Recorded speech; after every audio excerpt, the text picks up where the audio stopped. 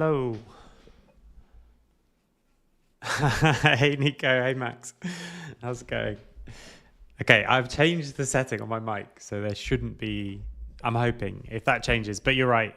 If I was also hearing it from both people, who knows? Who knows what's going on? So, for people who are watching either the VOD or who haven't seen what I've been talking about or our last scrim, what we're going to do today is we're looking at the game against Ruddy, and we want to try and find. Okay, why is that not working properly? Okay, sure, fine, that works, right? You can see it all now.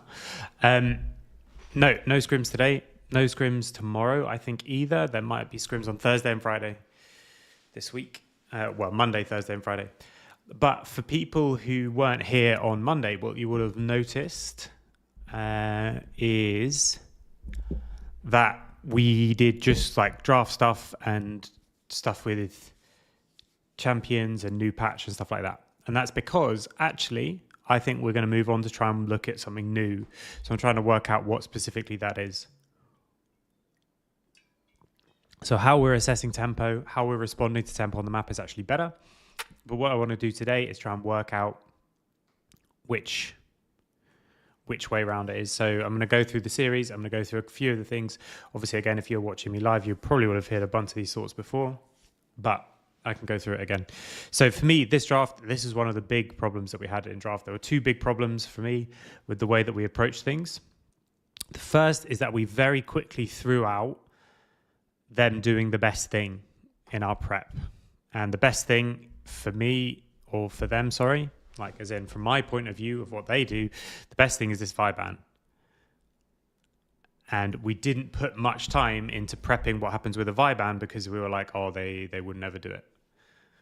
Like that's the thing that came from the group. So I was like, guys, no, we still should prep. Like, what should we do of the trade when this happens? So this draft, I really don't like for us. I think it's actually okay, but it's much better. It's not exactly the kind of draft that we want. So knowing the names, I'd much rather have their draft for sure. We'd take nameplates off and maybe it's a bit of a different situation. In fact, yeah, take nameplates off and I'm completely fine with it.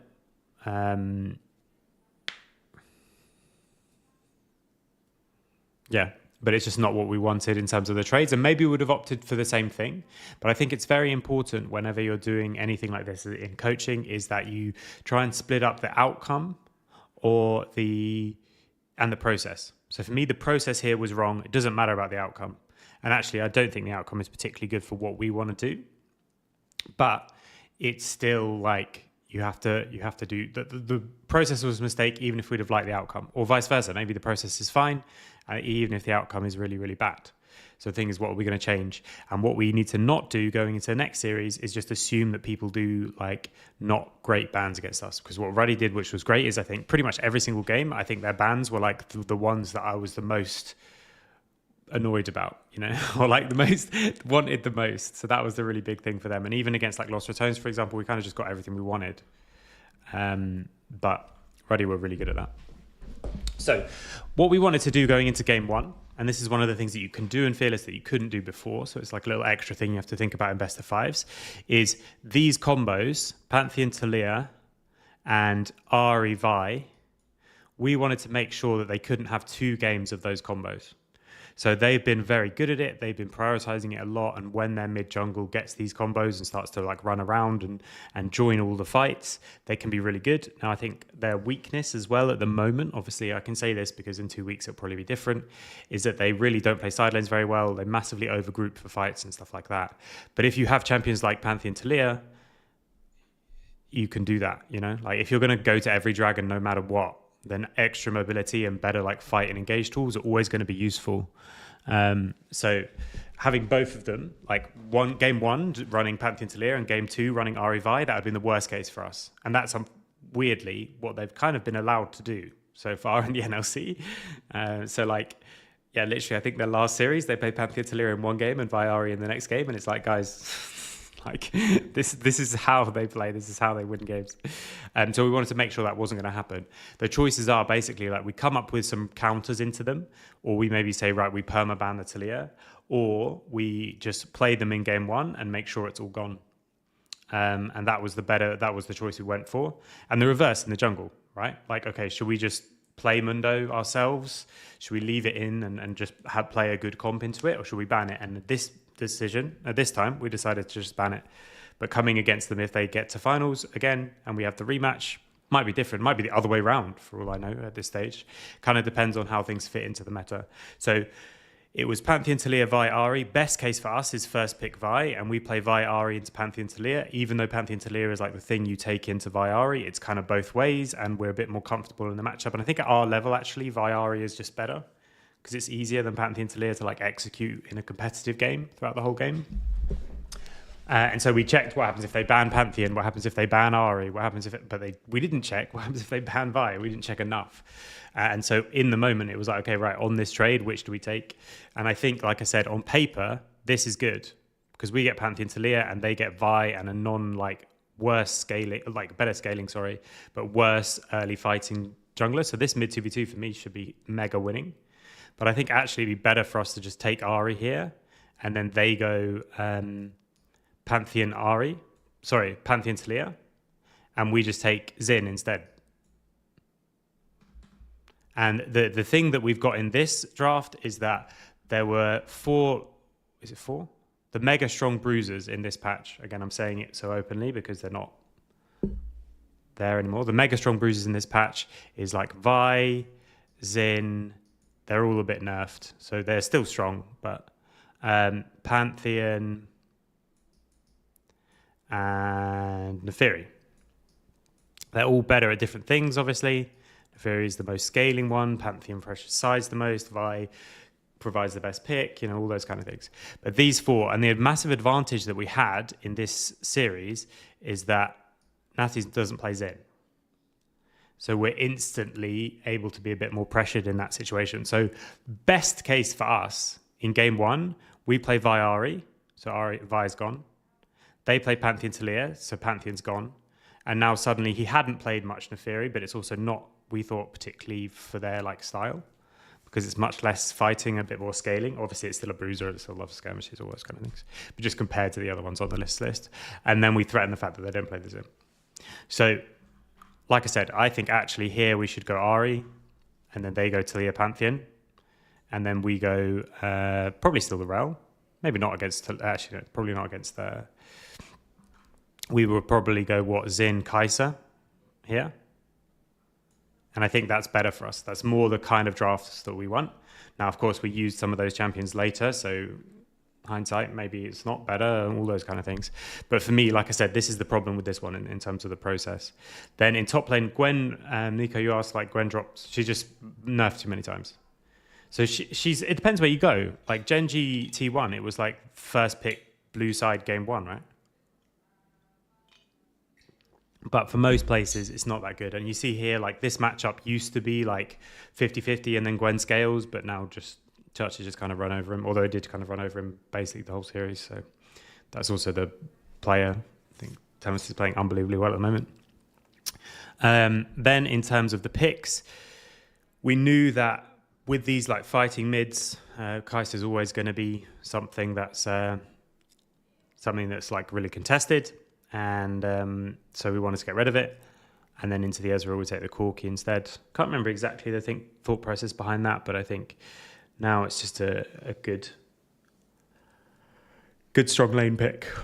But this was the game that did not go super well, of course. So I'll get rid of that one. And we'll jump into the game. So, like I said, what I'm really trying to do is work out, not just I want to watch the games, I want to watch them back with you guys. I also am trying to work out what we want to do for the rest of the week. What do we want to do for the next 2 weeks? So what's the thing that will make us the best possible? We've got the big thing again. So we'll see about that. Now we played some Talia and we'll probably play some more. But I think Ari is we're much more comfortable on the Ari side of that same matchup. And also this combo, Pantheon to Lear, is not something I think that we'd ran before. So that's why I think it'd be much better for us to just do Ari Zin. And yeah, it's not Ari Vi, but still.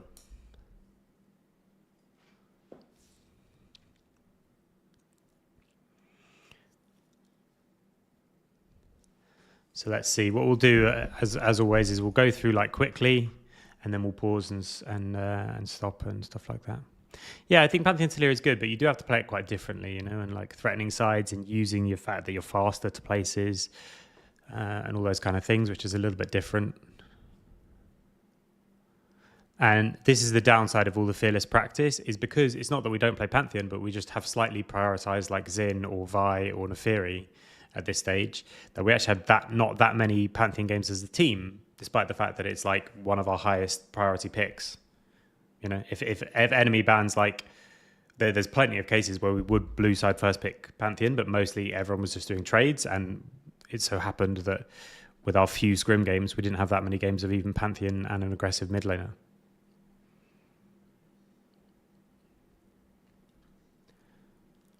So this one I expect to be the one that we just, I think I remember us just being like really like paralyzed and inactive again, like we used to be in the very beginning. We get a cheetah recall.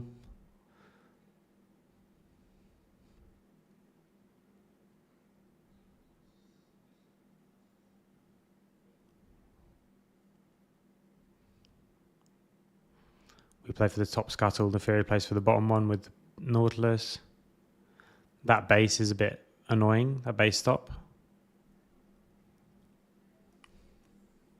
Especially because he's able to do that even though everyone knows that Pantheon's on that side, like both teams.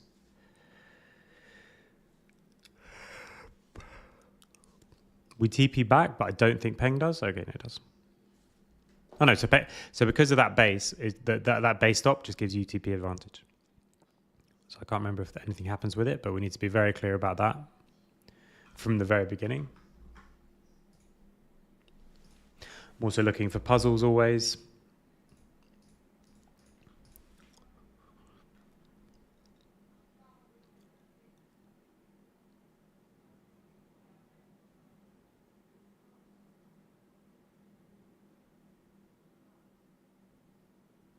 Fury's on that side, and also Ezreal had the lethal tempo procced.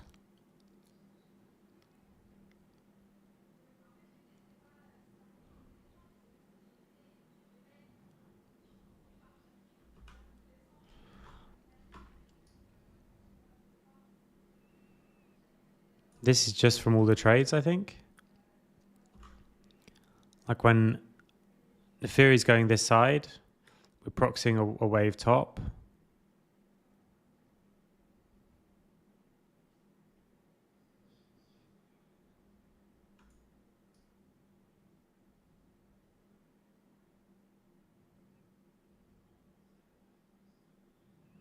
Yeah, that was already really good for them.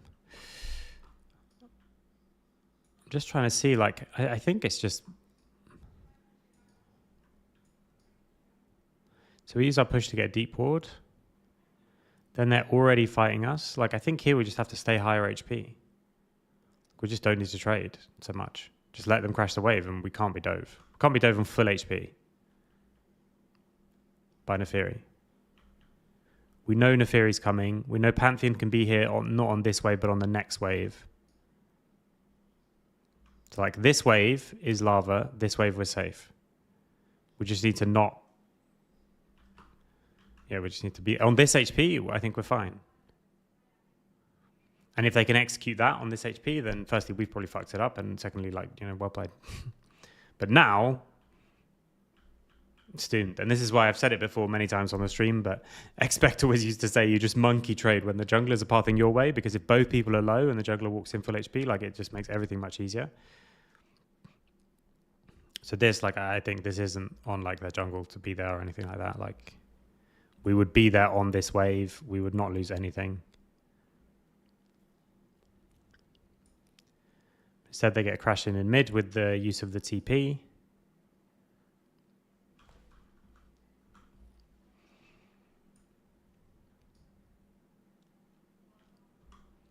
We come through mid here. Ezreal's full swapped.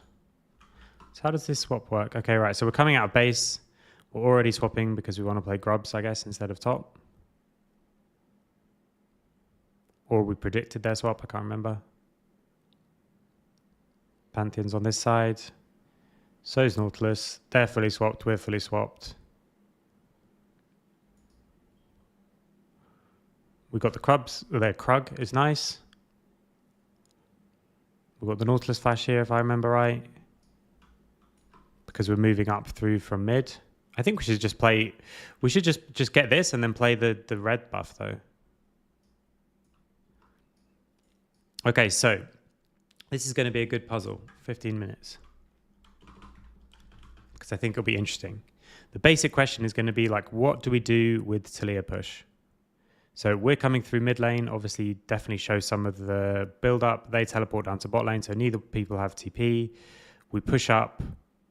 We've killed mid, but like now there's no prio in mid. We smite the thing, we take that, and then now what do we do?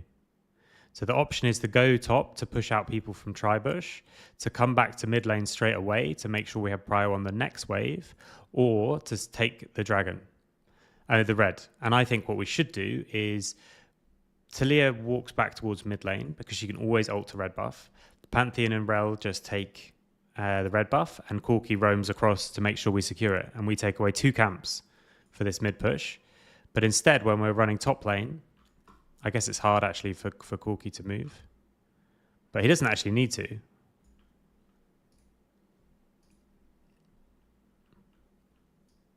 Like, we just take the red buff here. Because this, where we get the flash, but they have mid push, they get the next push, and we can't actually get anything for this. And now we ult mid, we trade Ahri ult, we get a bit chunked, but we don't take anything, we just take his flash. So that would be a good little puzzle, short one. It's just what to do.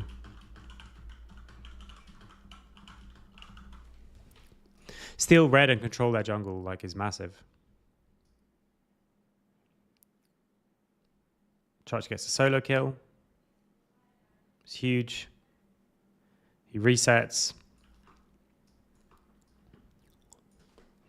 Doesn't have TP though, so it's not like we can force the grub somehow.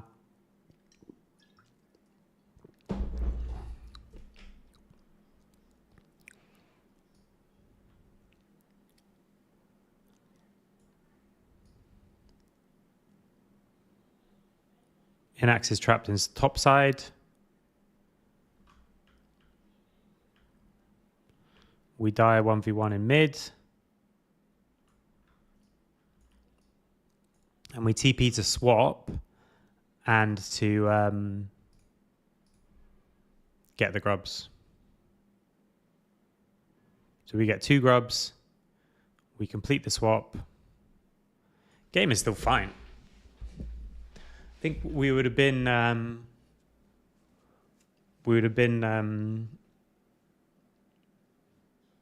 better off in that if we'd have got the next prio after the one from mid where we moved. If we just got red and took the next prio, we could have made that whole play much easier.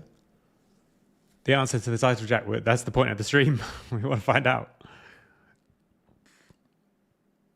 I guess technically the answer is because we beat Ruddy Sack in the upper bracket final, and that locks us top 2, and top 2 go to EMEA Masters.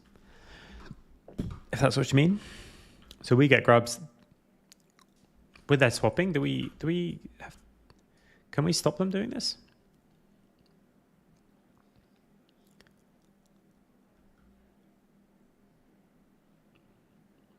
Feels like they shouldn't be able to just do this. To me. Because we took grubs while they were there. We just don't have Pantheon ult still. So like when we have Taliyah push, maybe this is a thing, you know? Like, do we just need to be more active with Taliyah's push?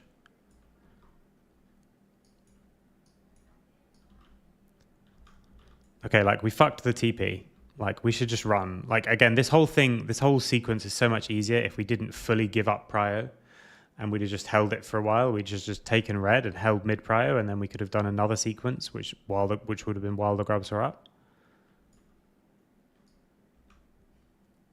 So because they're already on it, we're now TPing, which means they take one and then we get away.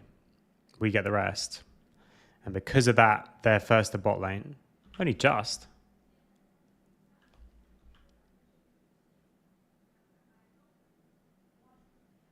I mean, not even.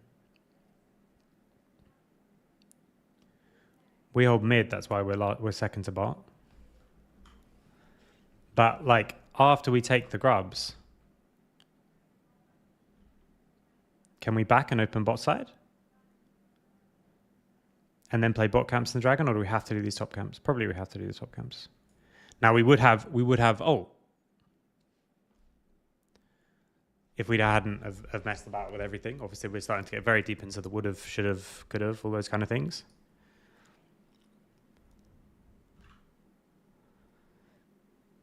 But both people kind of get paralyzed by the fact that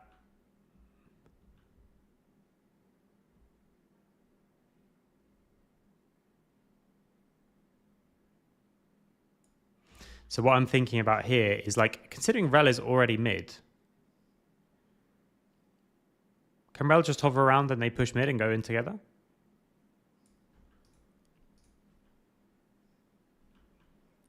Like, is it bad for Rel to just stay here and do this wave together? And Rel's going to get 6? Or closer towards 6? And then Rel comes in now? Like, they can't dive Corki instantly.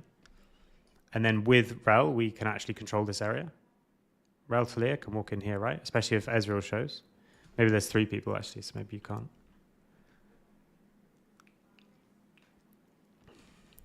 So we have this massive push in mid and we can't do anything with it because Pantheon's basing. So I think, to be honest, one of the things that we're going to be looking at through the next weeks is like how to sync up mid and jungle when we actually get push. Because we so rarely play with that. So now they both cancel each other out.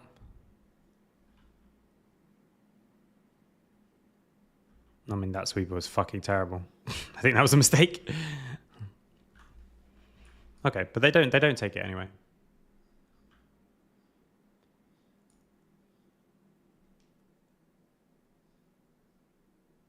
If they did dive Corki instantly died, wouldn't the next melee gun?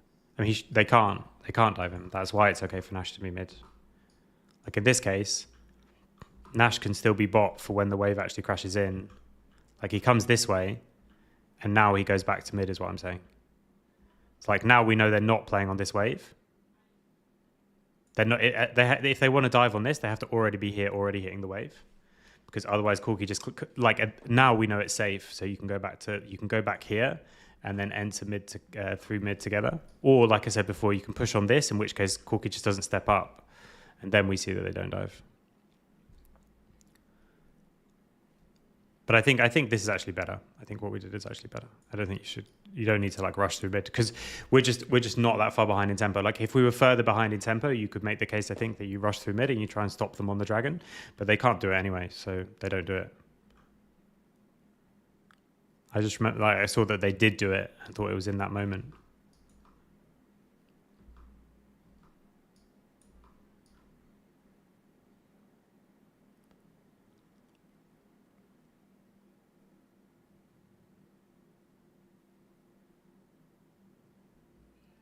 We just get chunked out on bot lane though. Oh my god, that was so much damage.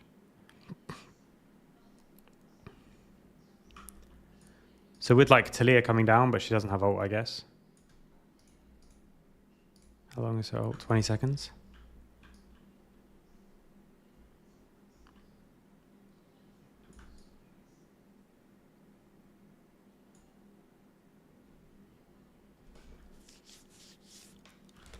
Is it like, this just feels so weird. Why are we basing on half HP and 600 gold? And we can't, like, with Pantheon here, we can't organize like a proper base. On the next wave, we would have both our global ults. So can't we stick around, push mid even if it gets instantly wiped, and just double global ult behind them if they step up like this? What do you mean by what is perfect tempo for you? I don't know what that means.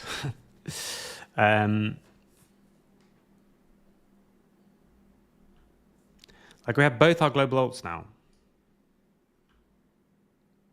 Is this not the time where we can stop them crashing this wave in bot?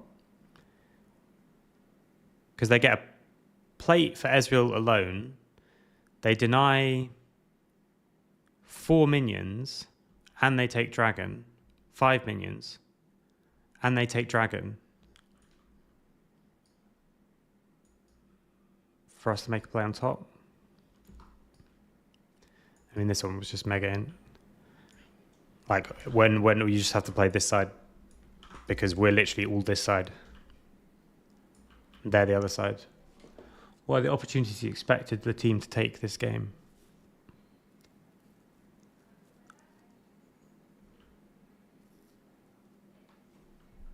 In this game, we want to play through the mid 2v2. So we made a play up top. I wanted them to not use as much tempo on it, like tempo being timed. Like I wanted them to not use as much time top and instead take red buff and come back to mid so that we don't give them a turn. Instead, we would have still been on mid. Then we used it to take, then we got kill bot and used that to take grubs. But here, I think it's okay to give them dragon. It just feels weird to also give them this wave as well. Like if we stayed on the next wave, Talia would have ult. We have 2 globals to make something happen. And I don't like the fact that, like now this is all dead. Like now, this is the advantage of having a semi-global. Like if you clear mid and the enemy person has to stay clearing mid for like another 10 seconds, that means you have 10 seconds to do something, right? But if you can get from mid lane to bot lane 10 seconds quicker because you have your global ultimate or semi-global ultimate, then that also means if the wave's neutral in mid or both cleared in mid, you still have 10 seconds of tempo on the other side of the map. So at this stage, nowhere gets the bot lane, whatever it is. I'm just using 10 seconds. It might not be 10 full seconds. Like, let's say 10 seconds because it's just a nice round number. He gets 10 seconds to bot lane 10 seconds sooner. So I don't like that they can step up for this wave when we have 2 global ultimates. And so both people can come here. But I'm not sure if it's worth it to like stay for the next wave. So we would have 2/3 health bot lane staying around, not letting them push this quite this aggressively. And on this wave, enemies should be super scared in my head. But instead, we like give up the whole bottom side of the map for that base. And now we get a push in mid and do nothing with it because we've got nothing to do. There's no lane to go to really. And then top we dive. And that's pretty good. Mid we fuck up and die, which is awful obviously. But yeah, I mean the game's still in a decent spot. Like it's still in a good spot.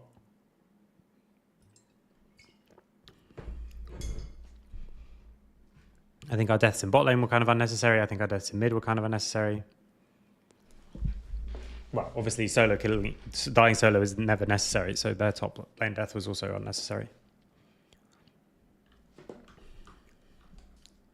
yeah, maybe it's fine to just say fuck the dragon, ignore it. But I didn't like giving this guy a plate for no reason. If it's backing for like a Triforce or something, then different.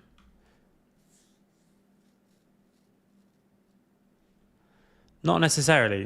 He shouldn't necessarily just be staying out of vision. If he has opportunities to actually go somewhere, he should be using those opportunities. Especially if he can go somewhere and still get back to mid. It's that if he can't go anywhere or he's not sure if he can go anywhere, then staying out of vision. And what he is doing that. So he's pushing the waves and then staying out of vision, which is okay, but I also think we can do more with his pushes than we did. And that's not if you have semi-globals, that's just always. But semi-globals, obviously, like you mentioned, the threat is bigger.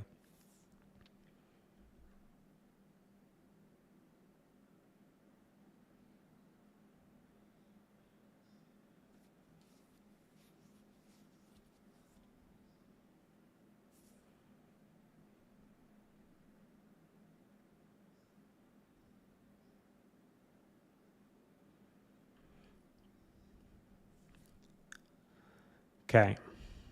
So we have to use the TP as well to get back to the midwave. Not sure if we need to use that TP when our rel is basing anyway, so, but we do.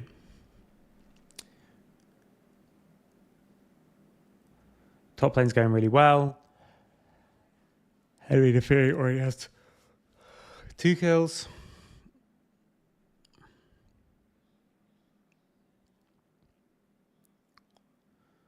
We get another kill top.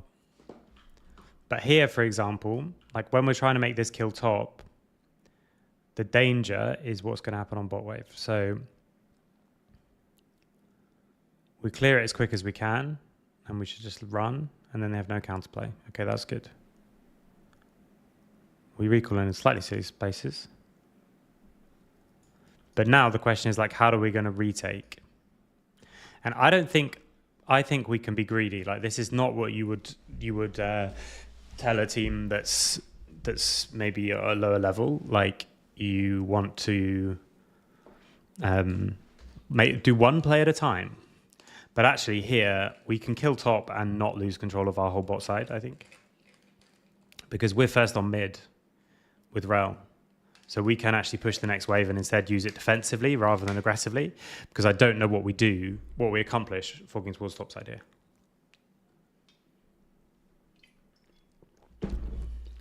So Corki one-shots this wave, which is really good. It means they have no counterplay on the wave on bot lane because it's dead. But here, when we're going up to clear this pink, I would instead want to go down this side and instead stop Neferi running into our jungle.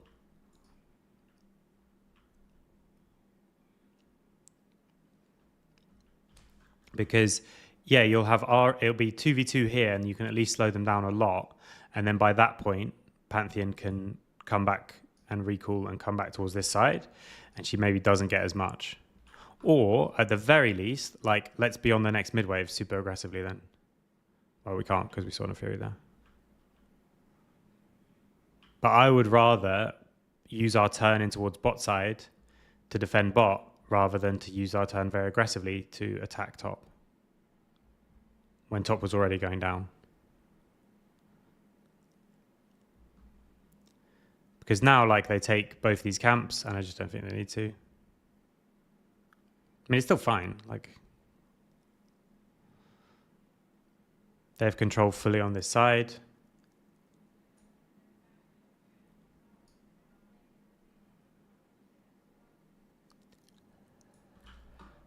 What's happening here? But, like, why? We're just off time with our jungler and AD quite a lot. Like, not our jungler, AD, support and AD. Because the other thing that you can do is just like base here now. Like if we're giving up these camps, then just base. Okay, so this is another like potential puzzle. Again, it's the same thing. Like what are we going to do with our mid push?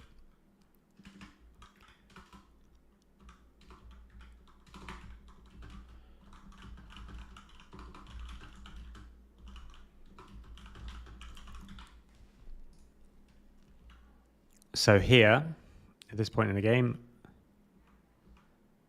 what are we going to do with our pressure around mid? Because not much actual like push in mid, obviously. It's not that much time. The only time advantage really now is just like you're just more mobile on the map.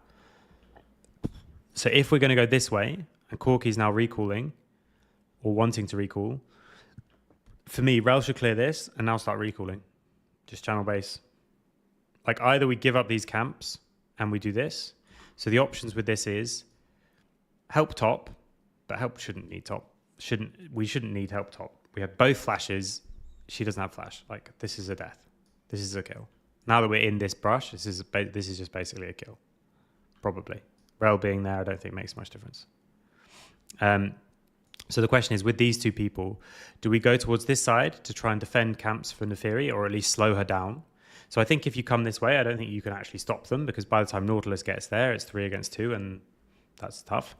But what you can do is let Freddy clear the wave a little bit more aggressively by Rel being here, and slow down Neferi, so maybe she only takes 1 camp rather than 2. Or, third option, you use the time to send Rel to base so that she bases and comes back out on the map. Because she's only got 1 ward left, because by this time, we come here, we put our last ward down. Now Corky goes to base, but Rel stays to try and stop the next camp. We lose both the camps. And now our support bases and our AD is in trouble. He doesn't actually die or anything, but now Rel is basing, but Nautilus is on the map, or Nautilus needs to base as well.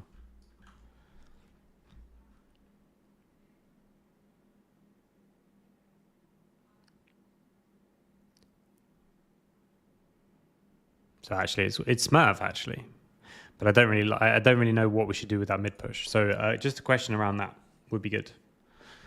I do think as well that if this is, they get a window to do something while Rel is in base basically, because Rel and Corky base at different times. And considering if we lose both these camps anyway, she should just base and then she comes back out on the map with a lot more wards.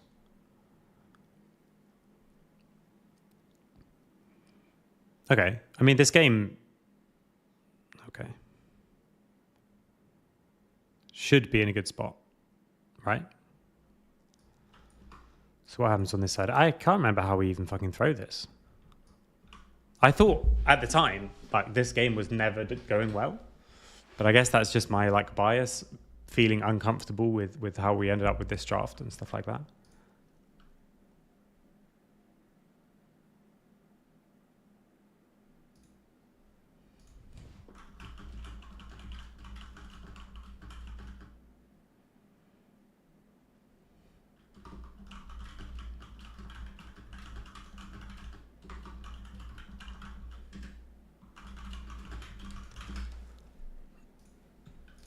Okay.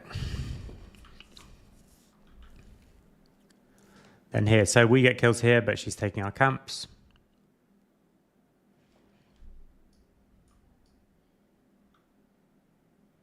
So again, we lose 2 more camps. Now Neferia is starting to get strong. We obviously mess up all the combo. So she gets away. It's a bit of a tragedy.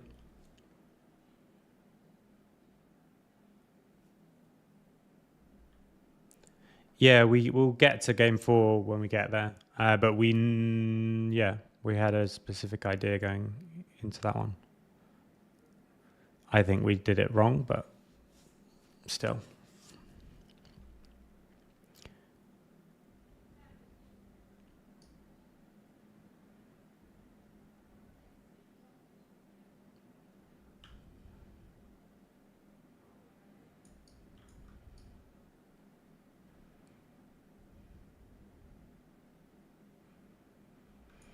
Okay, so Neferia is getting fed just from this CS.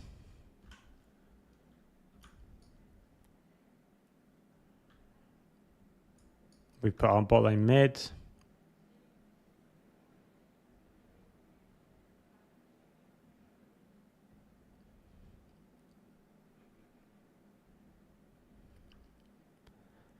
we go through mid to threaten this? No.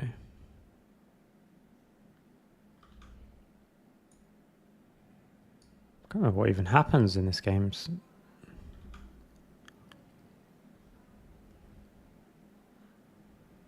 Yeah, so it's so hard, obviously, to steal this from Pantheon. Still don't like this whole sequence. Okay, so top laners both have TP, or mid laners, I should say, in top lane. Both have TP, but we reset while it's up, and then also Rel gets stopped.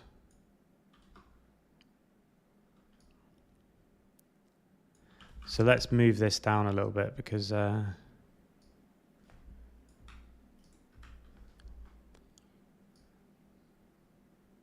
that we can see. Oh my god, it's so much smaller.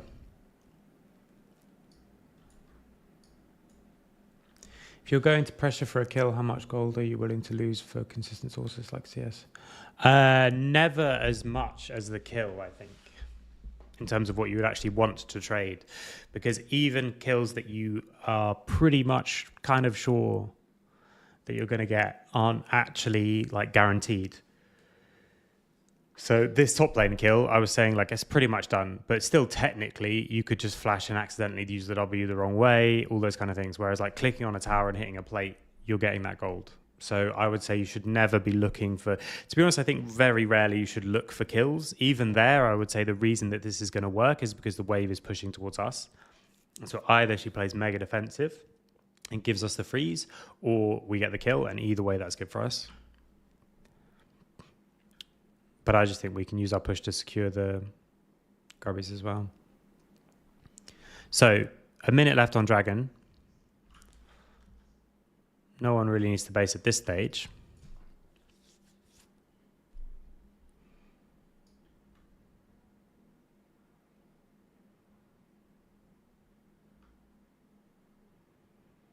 They get the scuttle. And now we start to base. But just really super in everyone's face. And now 20 seconds. Like now I think you just say we don't base anymore.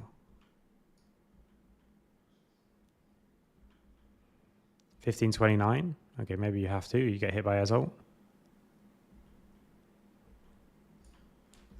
But they just have vision here.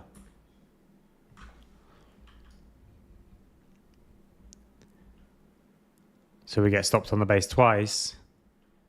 Corky's coming back. It's kind of wacky for them to do this.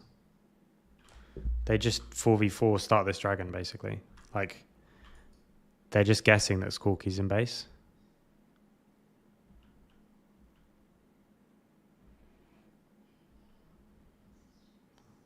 But the Fury has no W now.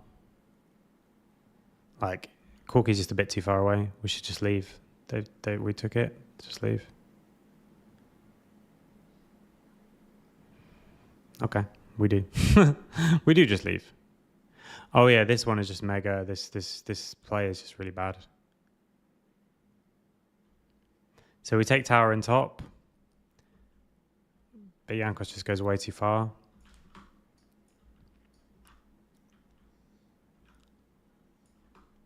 It's play into play. We go for dragon. Then we crash the wave top. We take the top tower. I don't hate it because, like, doesn't Peng TP here? So push this next wave. Ari's TP'd.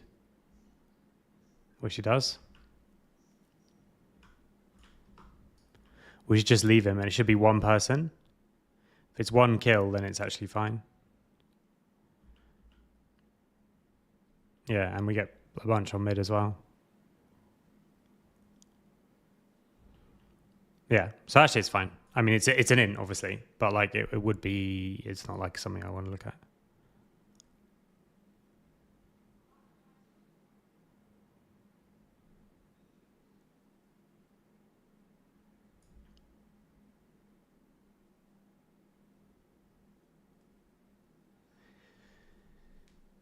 Yeah, when you, especially if you're a champion like in this matchup, right? You're Talia and Ari. Every time you push the wave, you should be looking to, is there somewhere I can go and impact? And if there's nowhere you can go and impact that you think you can get to safely, then even just not being in vision is just better than being in vision. That's another thing as well that I see junglers do way too much in like lower elo ERL teams, as in like ERL 2 or minor ERLs, or people who are just like getting into competitive. They just give up information for free and don't like, anytime the opponent sees you, it's worse for you. So unless you're getting something from being seen, don't be seen. Just on anyone, on supports especially, on junglers especially, but on anyone. Standing in vision, like think about how OP it would be is if one team had Fog of War off. Like if one team played like this and the other team played like this, red side here, because they see both sides, wins this game every time, no? Like 100 times out of 100. There's almost no way to lose if you're even remotely similar in skill level, just because you know where everyone is. Now, of course, the biggest thing about that is the ganking and stuff like that. But it's still just like junglers who like path from one side, path towards bot, haven't been seen the whole time, don't have a gank on bot lane, but just walk up and like walk forward and just throw like a Jarvan or something and then just recall rather than just recalling. Just leave any doubt remaining. Like just don't show. Anytime you give up, anytime you go on vision, you're giving something up. If you're picking up one CS, it might be worth it still to be on vision, you know? Like I'm not saying you're giving up the game by being on vision. I'm just saying that if you've got nothing to do, nothing to achieve, just stand out of vision and it's fine. And it's really true like in side lanes as well. So let's say this tower's not here. If Chachi clears this wave, let's say Peng's not there. Okay, this is already getting too many let's say. Let's jump back so that he's not on vision. So after Chachi clears this wave, let's say the tower's not there. Or he kills this tower. If he kills this tower and he wants to stay out on the map and we're not ready, like Rel wants to base, we've got people just coming out of base now, it's much better for him to just come back and sit in this bush than it is to just sit in vision. Just so that they don't know. Just so that who knows what they might think. Who knows what they might do. They might say, someone might say, as there's an engage somewhere else, Cassante's miss. And as they engage somewhere else, someone hears Cassante's miss and they're like, oh, and then they hesitate. You know, like you never know what it could cause to just not be on vision. So especially when you've got a global ult, you're not being on vision is even more of a threat because Talia not being on vision for not very long can get to bot lane or top lane, especially once you pass level 11. So yeah, it's just a good rule. Like just don't. Yeah, so we get Ariel trading very aggressively. Just don't be on vision.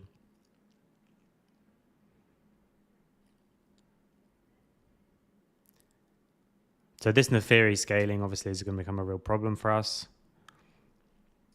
But I don't think we're necessarily... I mean, this teleport is just really bad. So I think so far it's just like a lot of nervousness, especially from Freddy.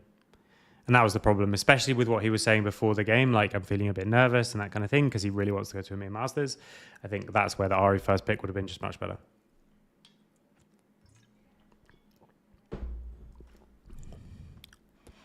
Because here, just like fuck bot lane. This for them is like I said, we're talking about them like massively overgrouping for stuff. This is mega troll, I think. This teleport bot lane. We're just about to get Herald. We can play on top and top tower. We just go through here.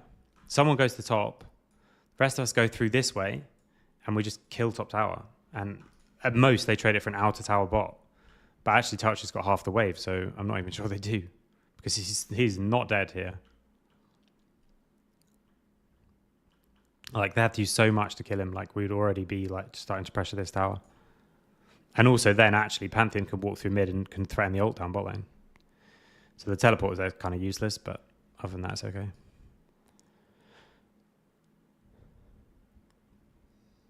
But still, like, the game should be fine. It just goes horribly wrong so quick.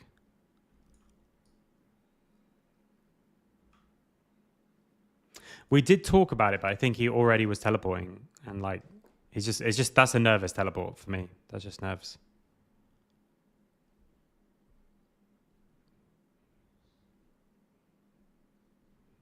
So this, yeah, there's a few things that have just made the game even.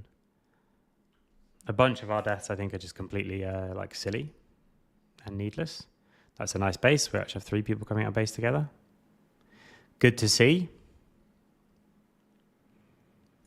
Freddy probably should just base there when everyone else is basing, but it always feels bad when you don't have anything to get. So here, just don't be on vision, and this is good.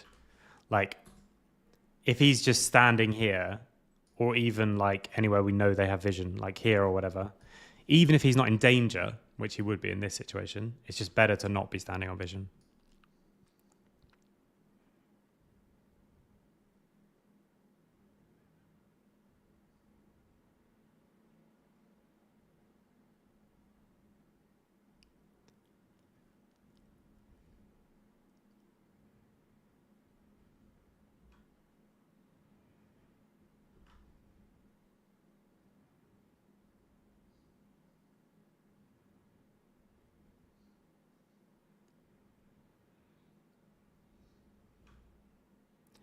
So the theory just quite often is just walking forward and taking massive chunks from Corky.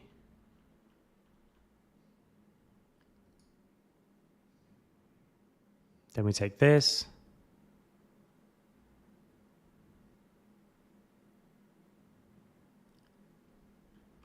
Do players have good opportunity cost calculator in the head? Would it be worth going through examples of scenarios for them to learn? Doesn't help X here because if he dies... What do you mean? Like with the teleport bot lane, for example, Jack? Because for example, in that teleport play, he hadn't even finished the TP when he was already saying this is bad, we should have just gone for the other side of the map. So they don't always, but a lot of times, yes. That's something that we're trying to bring into the conversation more and more. It's not like, what's the chances of this play working out, but what's the chances of this play working out compared to not doing it? So the further behind you are, if you can take a 50-50 flip and you're 10k gold down, you're like, oh my God, that's the best play ever. If you're 10k gold ahead, it's like, how do we int so much that it's a 50-50 flip? So that kind of thing we're starting to talk about a bit more.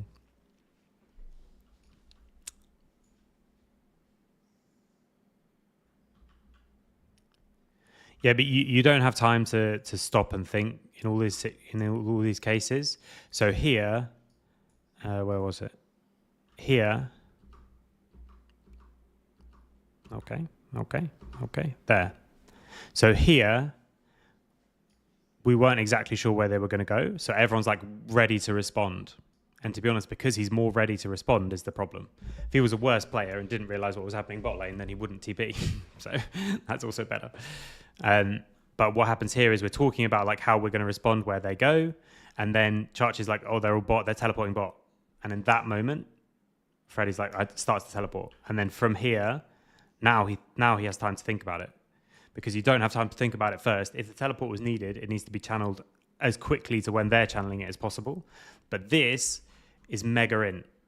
And we're used to responding to, well, okay, mega int is too far. That's not actually mega int. This is I don't think, a very good teleport. This one's worse, but this one is bad. But the thing is that like, if this was a good place to be teleporting, you often on the other side of the map have to be teleporting at like get the exact same time. So you don't have time to like think it all through and let's break it down and do a like risk assessment kind of thing. But for me, the other thing is that normally I would actually say it's better to be the person who's there to make the call. Like Tamas can say like, I'm fine. Because I think he knows he's mega fine here. Like they can't. He could even do this the other way around and W now rather than flash before and then W now, and he's just completely fine. Like he literally, I think he does it that way around because our TP is coming, so he's trying to bait them in. And then, yeah, they would see that that's not that useful. So then we get the dragon. Game is still fine. 2k, 2 grubs, 2 dragons.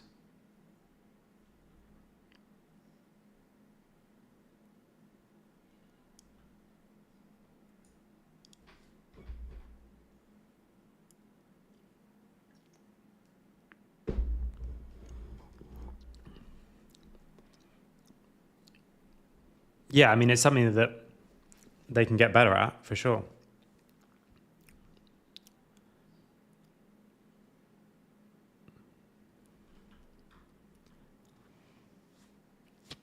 I think we just don't really know how we want it to be fighting this. So we've cleared the mid wave.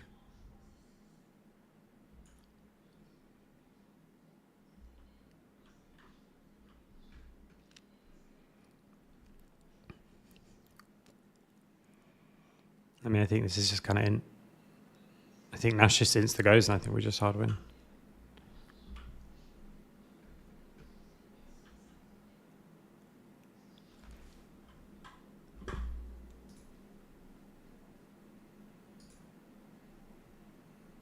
Oh.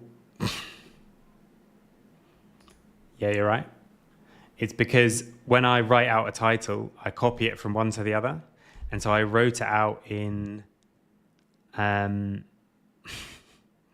Twitch, copied it to YouTube, but I didn't click OK on Twitch.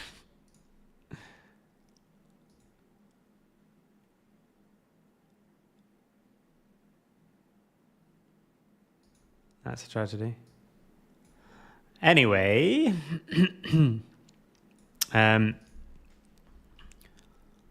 yeah, so like this, I think we just set up this fight terribly. Okay, this one I think I want to talk about with everyone.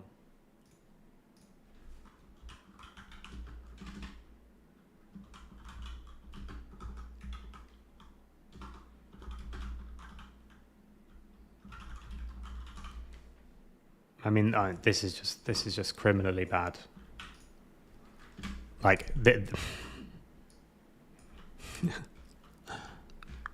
what again? Why is Nash going into vision again? Just stay there, out of vision. We have flash ult.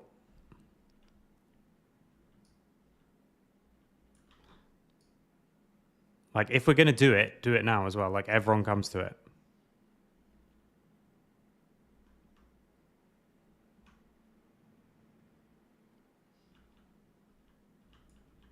Just stay out of vision is good. Or here is also out of vision. They are omega trolling here, I think.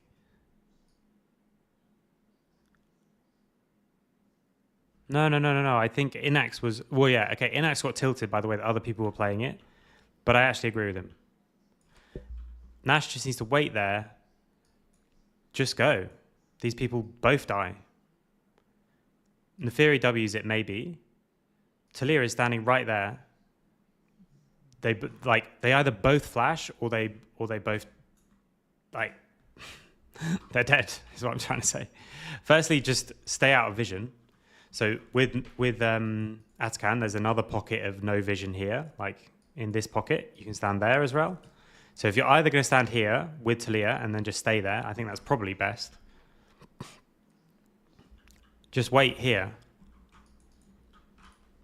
I think, or come here. But either way, we just need to know, like, what's the line where we just go on them? And let's say it's there. Boom. I mean, even that, I think, by the way, we don't need to go that far forward. But Inax is walking forward like we're engaging, and we just don't engage. And I think that's the problem. So for me, I actually think the problem is we're not engaging. He's not. He's 100 HP. It's full HP. Like here, these people should already be engaged on. That's my point.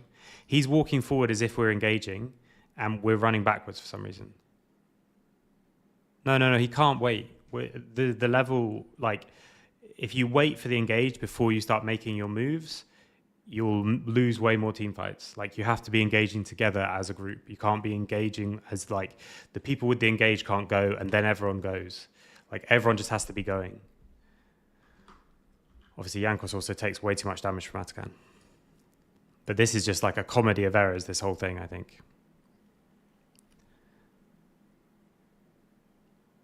Okay, I thought he was taking damage from the all the spells. I mean, he takes damage from these ones. But even then, doesn't do that much. Yeah, just go. I think these people are just dead. Like, we know where Ezreal is. Cassante is going to be on, like, a really annoying flank for them. But these two people are way too close. I think these people are both just dead. And so you have to, like, if Inax walks back and we engage there, that's not good either. Like, we have an engage that's right there, that's right ready, and we literally have flash rel engage. And now he gets hooked.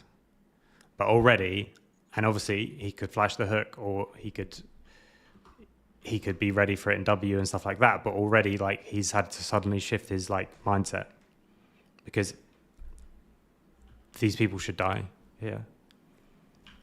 So what we do with our mid pro and team fighting might well be things that we can look at going forward. Because now, like, he takes everything, and now also the Pantheon ult is really bad. And now we're teleporting that far.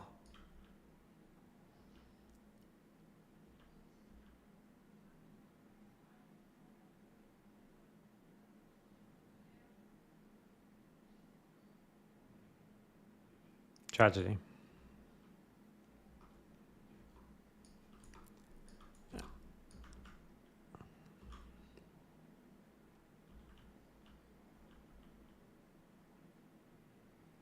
I mean, the fight's not won if we never fight it, I guess, as well, though. So we'll talk about that as a group. I don't want to make a puzzle of that. I want to talk about it and I want to use it as an example about how we should be talking about fights and how we should be like thinking about them.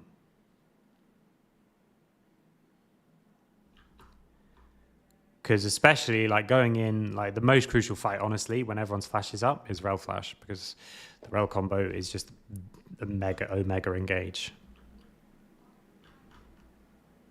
And this then is kind of the, not actually the end of the game, but like very much huge swing, huge negative swing for us.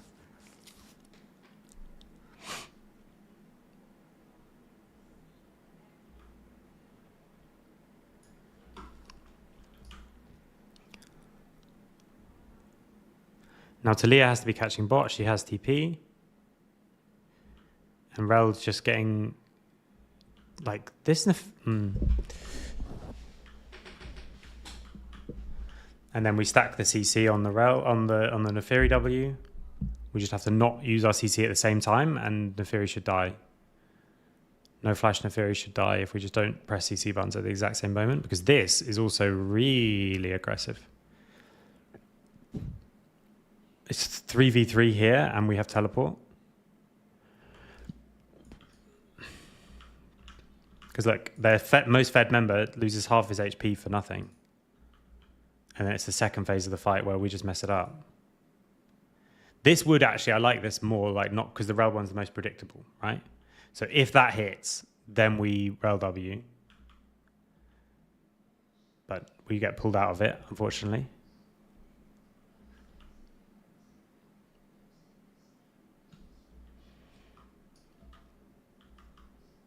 See there, again, you have to be TPing already.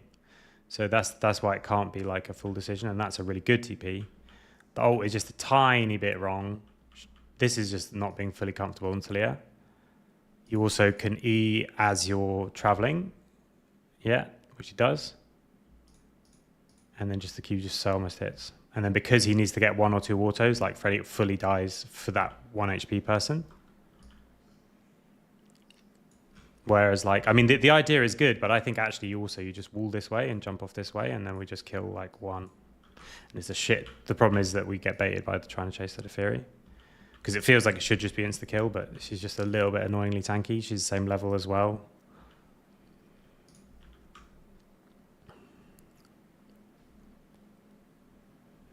And now the back end with loads of RE ults still. She blocks the W, which is really good. And they just kite us to shit. And then we'll die.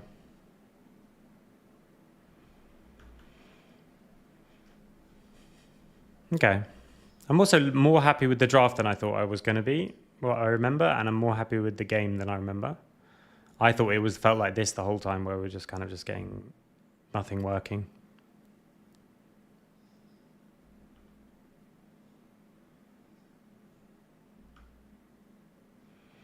This was Mega in Pantheon ult. Okay, and then from there, that's the end of the game. Well, an hour for one game. We're not going to do the whole series as slow as that, but still a lot of stuff to do.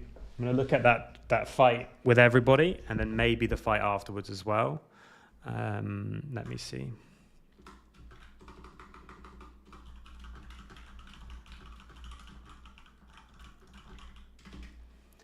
Oh wait, okay. Let me check something, guys.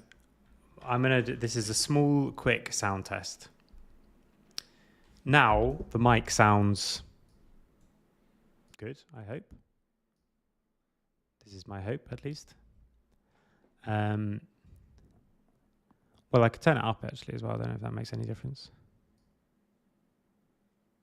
Now, still sounds okay. What happens if I do this? Does that make the mic sound worse? Wait, did it actually change until I quit the program or not? Anything? Any difference? 1, 2, 3, 1, 2, 3. If I go loud or if I'm like quiet, does it make any difference whatsoever? Now I turn it off.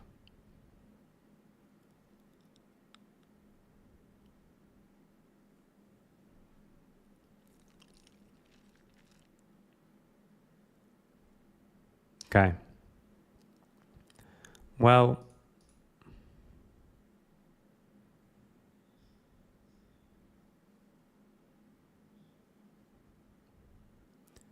Sounds good.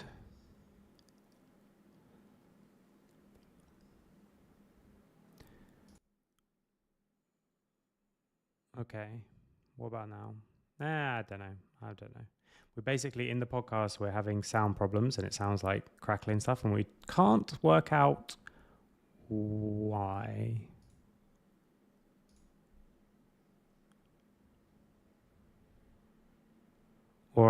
Okay. Sound check. Okay, well I'll try. I didn't change the volume there. That's the problem. Okay, wait. I'm just gonna leave it. I'm gonna save it and leave it. I'll do the rest some other time. I don't want to be too boring for everybody.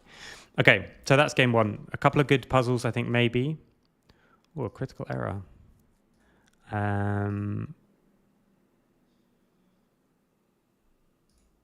Okay. Random cracking, like at the top end. It just sounds not very good, like especially when I get a bit louder. I don't like that. I'm gonna keep the timers on. So let's look at the second draft. He says, let's look at the second draft. Okay, good.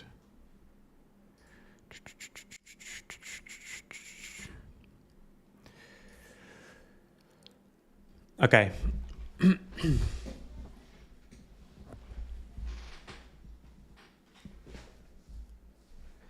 Yeah, 100%. Yeah, if you sorry for people who are on Twitch, Jack was saying the behaviors when players expect certain actions and then take extra risk based on what they expect can turn into a lot of tilt. Like if you think people should engage and you run forward expecting the engage and then they don't and therefore you die, that can be a really, really frustrating thing because it's not only like inaction from teammates, which is always one of the most frustrating things anyway, but it's costing you a lot, which yeah, just the whole thing can be very, very, very frustrating. Okay, so this game, and I even said this to the guys in between, like, look, okay, the first game didn't go our way, something we're a little bit less used to that we tried to pull off, but all those champs are gone. So these drafts are always much, I think, more beneficial to us. And here we do exactly what we said. 2 bruisers are gone, 1 bruiser is banned, they don't play the last one. So they could ban Vi and Zin, but then we get one of these, you know? I think what they should have done here is drop the Vi ban, and then we trade Vi and Zin. But instead they ban it, which means they don't get it. So they have like a blind pick mid lane when we have anyone else as the trade, plus we have Bruiser into Sejuani. Then they also have full top side. I don't mind doing this full top side. I quite like it. I think it's quite good. I think this draft is really hard for Red, yeah. Then we get double AD ban. We were going to ban Jhin, but actually at this stage, now everyone is more on the Lucian hype. But at this stage, Inex was already on the Lucian hype. He was very actually ahead of the curve on that one. So now we're seeing Lucian in pro play a lot. I mean, it was always good in solo queue since the buffs. But now everyone else was. So actually, I think probably we would have gone MF Jhin as bans, which is what we thought they're most likely to play. But Lucian is better. So now we know that. But this, I think, is very hard for them. I think as soon as you take Jhin as well, it's already quite a low... Well, no, it's not a low damage comp. They have Victor, forget that. But I think a lot of people's priority on Victor is much higher than ours. I think we think it's really, really good, but we also think Syndra's good, and like all those Syndra, Ori, Victor, Azir, like there's better at different things, but they're like, for us, I think kind of similar on the same level. And the Kai'Sa blind when you these 2 AD carries, I think it was a really good shout. Not banning Rakan, I think, is tough. Not sure what the Poppy ban here does, other than it's Chachi.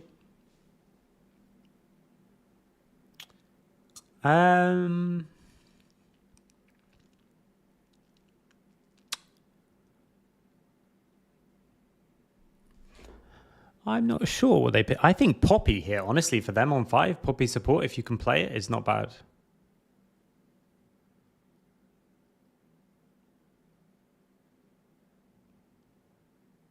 It's good in the lane, right, against Rakan. It's really annoying for Kai'Sa if you can afford to just use your W for the Kai'Sa role.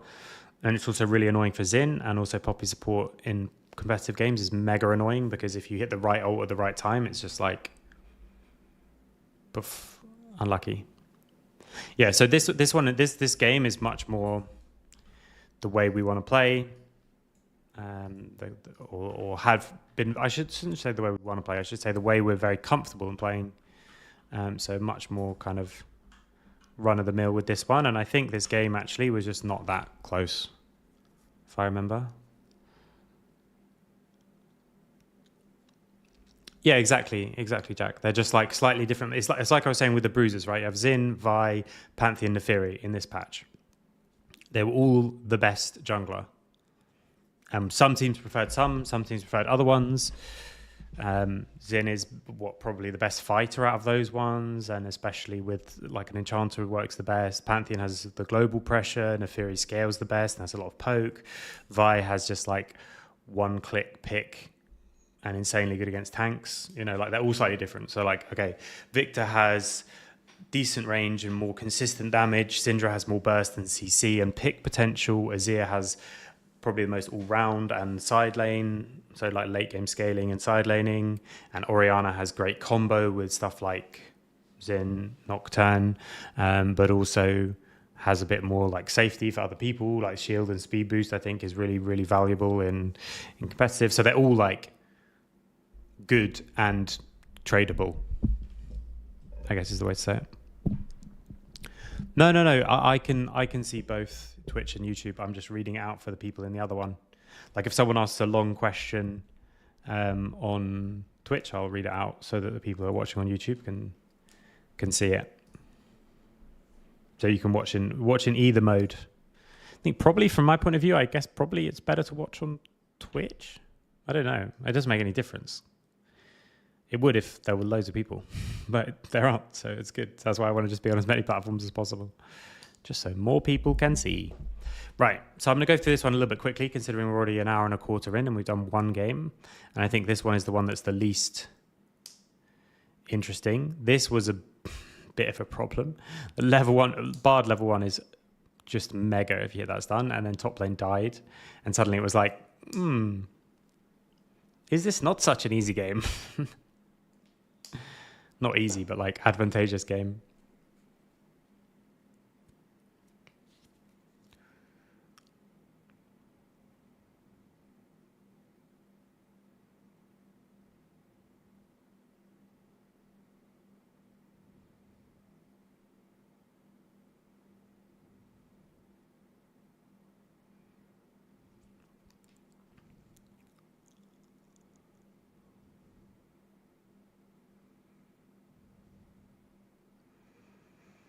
Just like top lane is just perma fights.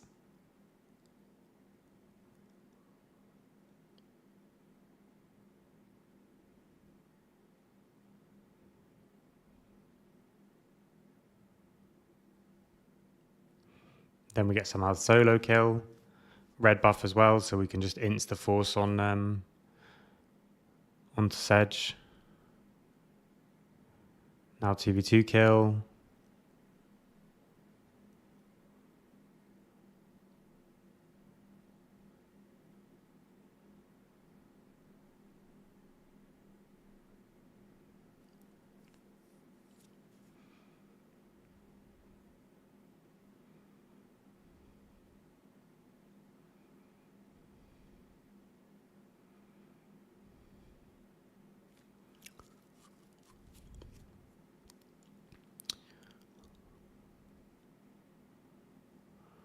I'm going to Copenhagen on Tuesday, by the way. It hadn't really settled in.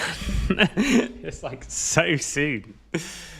We literally have, 2 scrims here, Thursday, Friday. Then the next practice will be in person. I mean, really, you should never get 1v1 or 2v2 killed anywhere, but that's not, the problem is that's not really... you have to, if you also don't play on the edge so that you never get solo killed, you give up way more. especially in a best of 5. So I know Armour used to say, like, in game 1 of a best of 5, you should just always overtrade and play like too aggressively, like when they were doing their massive run in Mad Lions. And if they call you on it and say, like, you can't be here, you can't step up here, and they actually fight you and you die, or you lose the trade over and over again, and then you lose the lane, then it's like, okay, fine, now I just go back to playing like normal. But if in game 1 they give you that extra space, then you have that extra space for the whole series, and then it's like worth it to throw the game even. And it's like when you play against Caps, so many players step back when he steps up because it's just a genuine aura. Like, you just assume, well, he's stepping up because he knows, even though I think he loses this trade, he thinks he wins it and he's better because he's Caps. So you step back, but obviously you don't consciously think that. You just... I mean, if we get a good all-in, I think the bot lane can... We're normally pretty like fine in these kind of matchups. I mean, I think they have a better bot lane in certain levels, but that was probably a very crucial window to avoid, and they didn't. I thought he meant like just in general. But yeah, no one should die in general 2v2, 1v1, really.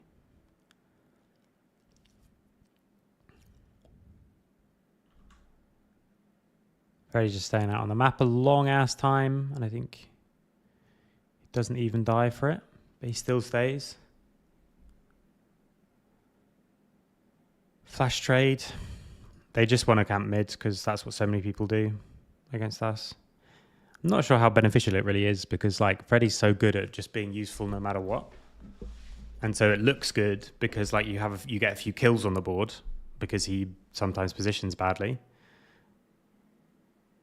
But he's still fucking carried in late stages of this game, you know, and still hit like the perfect stuns. So on the other hand, like, yeah, exactly. You cannot tilt him at all. Like, on the other hand, he's mega chilling. So, like, why do you camp him? It's sort of like Baus as well, you know? Obviously not the same because it's mid lane and not that extreme playstyle thing. But, like, in a sense, you can camp him because you would get a bunch of kills. But then on the other hand, like, he's still going to be fine. But I think Freddy is even more so, like, he's still fine in the game no matter what. So people went mid loads. Teleporting to mid. To try and play for the grubs. But we just gave them up, I think. We knew we wanted to stack dragons here. Oh no, actually, wait. What happened that made us change our mind here? This is the problem. So, firstly, 2 things. Firstly, I'm already an hour and 20 minutes in, so I'm already a bit tired and a bit more working on like energy rather than like a specific plan, and I just get distracted and watch the game. The second one is that I already have a couple of things in mind that I want us to talk about gameplay-wise, which is what we do with mid pushes and how we play team fights. So, I'm already like subconsciously in my mind focusing on that and just kind of ignoring other things. So, like, I'm not deep into, like, exactly what's happening here, and here, and here, and here, and here, if that makes sense. So, like, they teleport to mid for some reason to get mid push and play through mid, but, I mean, it dies really instantly. We were going to go towards dragon, but I think we were just saying, like, oh, actually, we're really strong to fight here. And so we chased them away, but it's a bit late, but... we come forward anyway because we know, like, we could just trade the dragon for it, but because we're in a more advantageous spot, we can make this play while they do that. We wanted to steal 1 grub. We could steal a grub, play the fight, reset, and we can still just open and recontrol dragon. We don't need to take this during the cross map, if that makes sense. We could have, and because we didn't get any grubs, I think it probably would have been better to, but instead we play a kill, then we reset, and then we push here, and they either fight us or take the let us take the dragon anyway, so...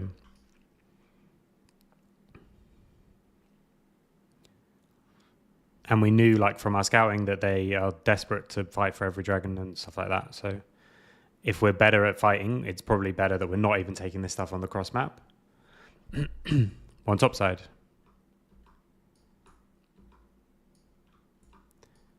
I think it's really hard. When he's got flash up and he's full HP, and someone needs to try and collect this wave, I don't think they really can ever actually kill him here.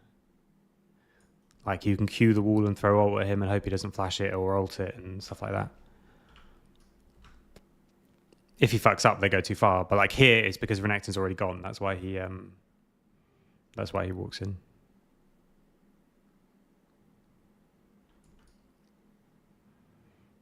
It's like even that, like they give up a full wave to play the grubs.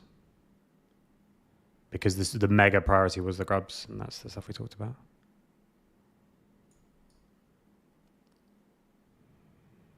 Almost killed Jin 1v1, but not quite. Both supports roaming is kind of good for us because this Kai'Sa Jin 1v1 starts to get really, really difficult.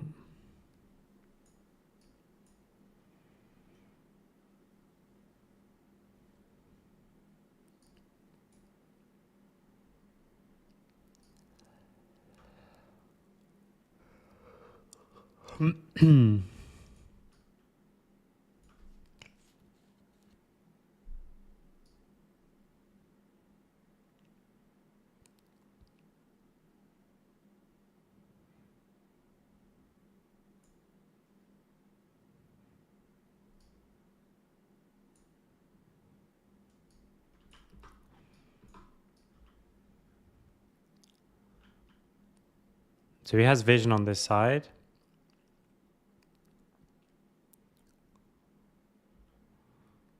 Okay. Yeah, just while flash is down. They use a few things for it, but it'd be better to not die, but I think it's actually not that big a deal. The pink should maybe be in a slightly better position, but maybe you can't ever see that, so. But now Xin is just a mega strong in fights at this stage, like with this one item. So I think he's going to take this and then just go and invade red, I would guess.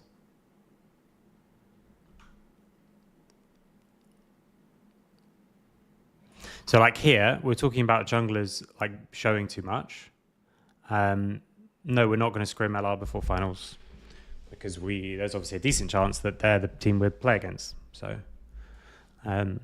if we both make finals, I was just having a meeting about this morning, I would like to scrim them loads during EMEA Masters because it's really hard to find scrims now because the teams that are still in are saying like we don't want to give anything away, we don't want to do public scrims, all those kind of things.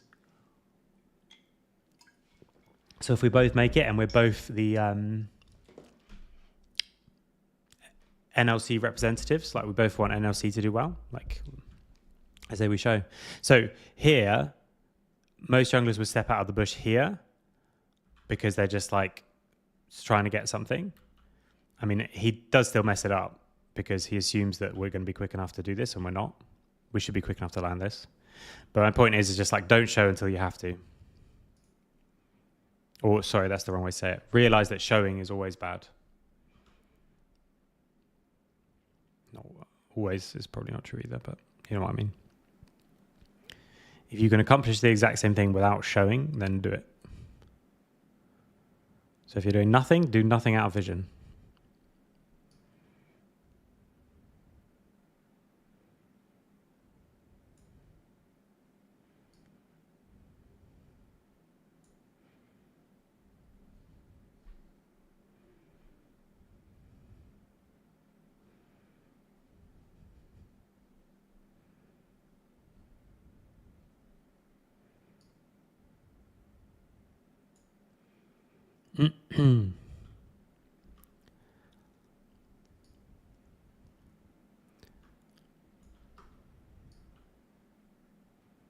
They just push up mid and come towards our top side.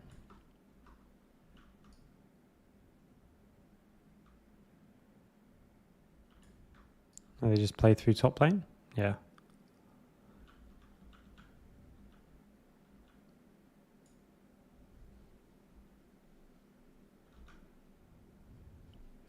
These are loads of resources for that.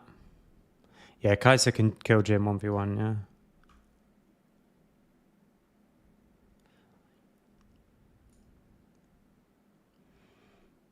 Then they don't even take Herald because we can also take this away.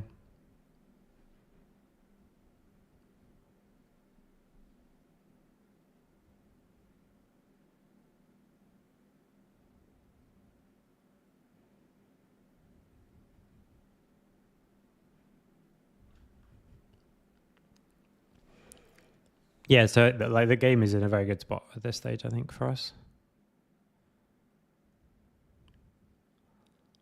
Like any fight is good,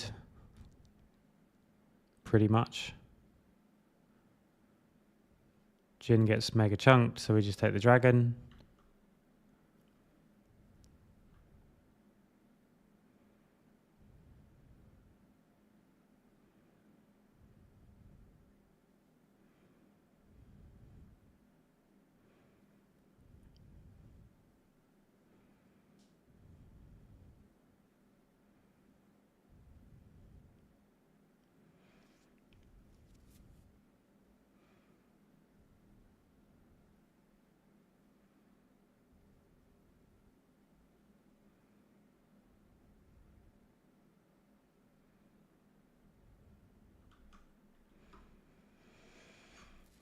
Then here, Syndra stays out on the map, which is a lot of gold, but we're still really strong. Jin has no barrier. Victor has no flash. But neither does Jankos. Zin flash less useful, obviously. Still good, but we want to push them away. Victor no flash, so that's why we insta go on him, and that's why we just flash E him.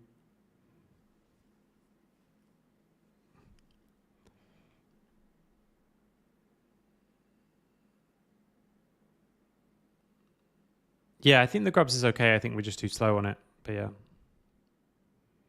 We get tower top. We were talking about if we just keep this up.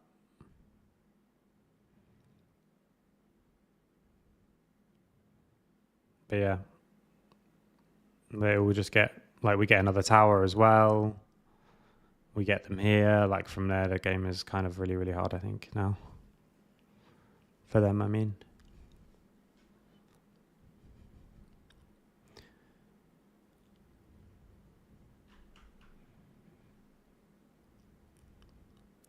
Because the problem is, even though this is not like a game-winning gold lead or anything like that, like, okay, but how do you fight basically ever? So how do you fight the dragons?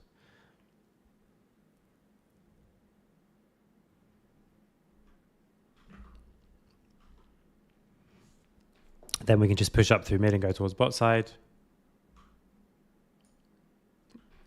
What if they get 3 items? I think it's still hard. You need like the perfect. I was going to say the perfect Renekton flank. Or like Bardo or something. I think I'd rather be blue side on 3 items for sure. I don't know about can't win, but Kai'Sa can just push up mid and go to either side as well.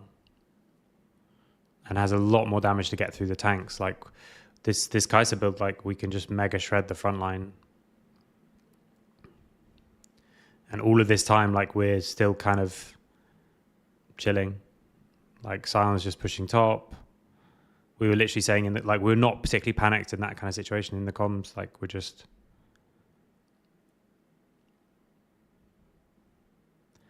Like these kind of matchups, like I would take Freddy on these matchups against like anyone.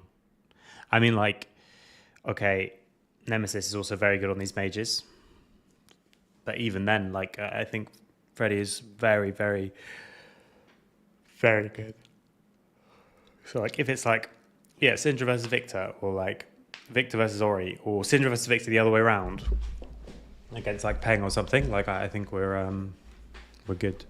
Yeah, like Zin will last as long as Sedge, you know.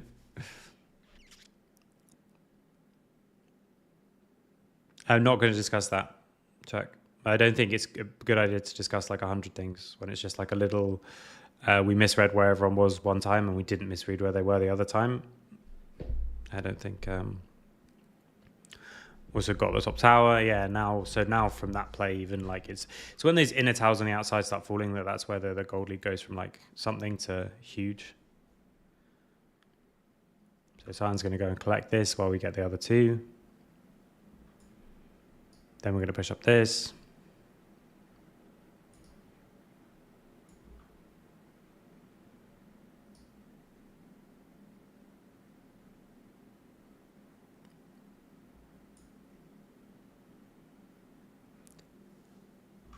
Yeah, I mean, it's so fun to play with Freddy. Nemesis is insanely good, obviously, but it's so fun to play with Freddy.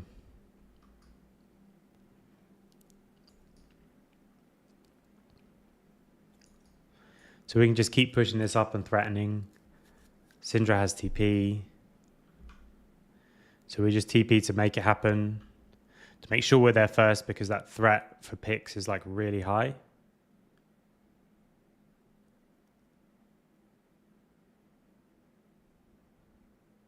And like 4 of them hitting Scion. 3 of them, I should say. Hitting Scion is just... Oh, 4 of them, yeah. We just take it and get out. The second phase, I think, is good.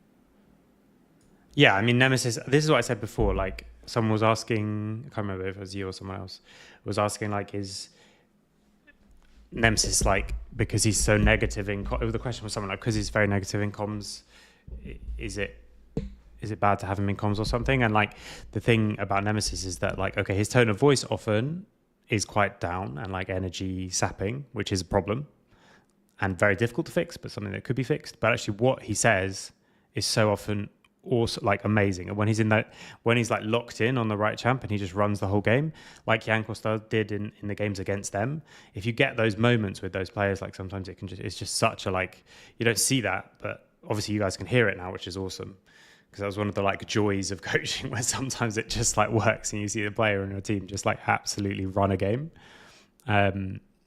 Is really good. And then here, like, this flank is actually really good, I think. Obviously, he doesn't plan to do this. He comes in, and we say the fight is over. But then they end up just being pulled apart, and they don't have enough tools to get on people. So with Sejuani ult down and Jin ult down and Bard ult down, they just can't...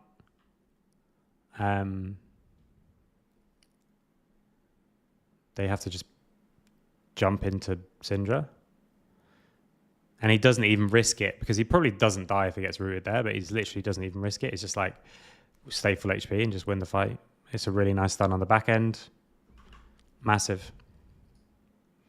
And then from there, the game is kind of done. Nemesis often argues points within a game, which seems really bad.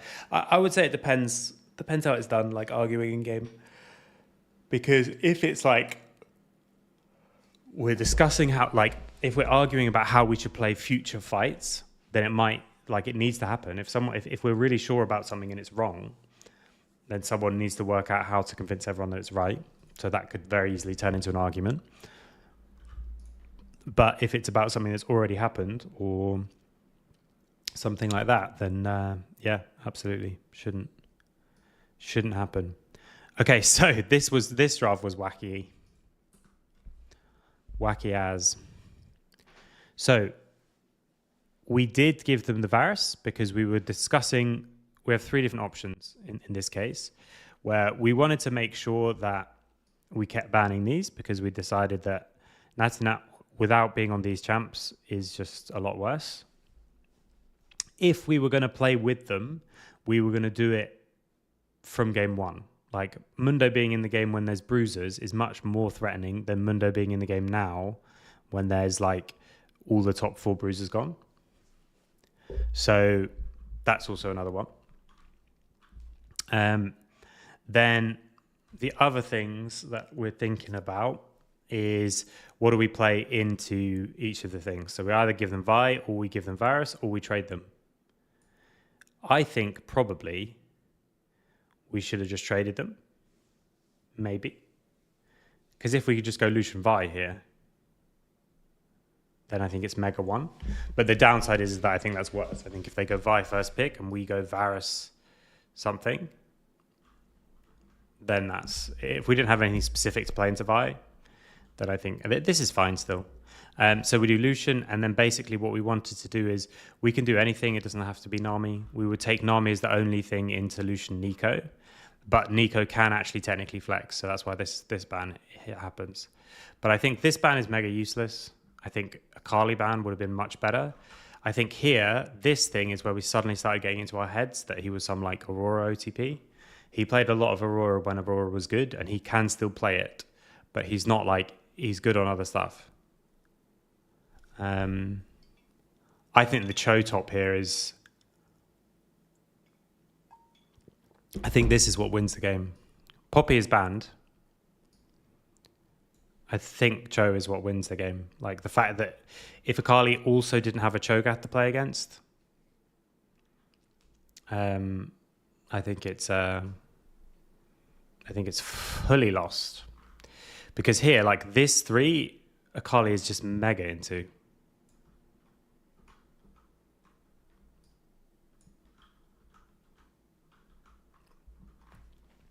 So I think you do the same draft and you just ban Akali and Pyke, and I think it's better.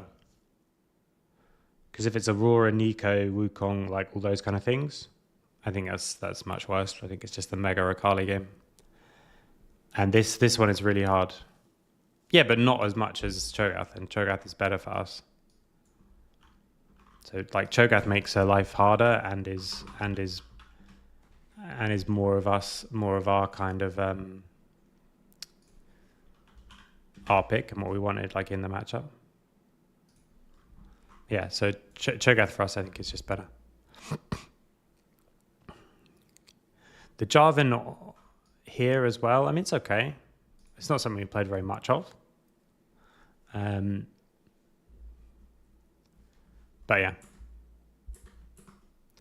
I think it's okay, that one. I think I would do it slightly differently if we did it again. But actually, again, looking at it in the moment, I'm like, oh my God, it's terrible. But actually, it was fine. So I'm getting quite tired, as you can tell. So I don't know how much of these games we'll watch and how much we'll just review, and how much we'll just watch and enjoy. Oh, I should find like game 2 Atacam fight to just show us some fights, because I don't have the timestamp for it, but that would be another good one to look at. We can just look at some examples of fights. Yeah, so I think this game is very hard for us, but I do think it's winnable. And I think this is where, like, if you take off nameplates, I think it's very difficult to win. But luckily, you don't take off nameplates. And so I think if they were more comfortable on stuff like the Wukong, I think it's, like, really difficult. I don't like Martin saying, like, this game is really hard over and over again, because, like, it doesn't add anything. I was at 23 minutes in the first game. Skrill, I mean. That was great, thank you. I've written that down. I was going to just try and find it before the day. Oh, win scrims. This is what I want. Yeah, sorry, in game 2. Yeah, the first one is 22 minutes. But game 2, if it's 23, then that's good. Yeah, I mean, just the Akali pick here is just so strong. Like, Akali needs to be banned. If we're going like Nami, and we also don't have a like true CC jungler, you know, like you have to hit the CC, then Akali needs to be banned for sure. Because this one, I think was, well, it's not exactly like luck or anything, but it was very hard for this to be a win.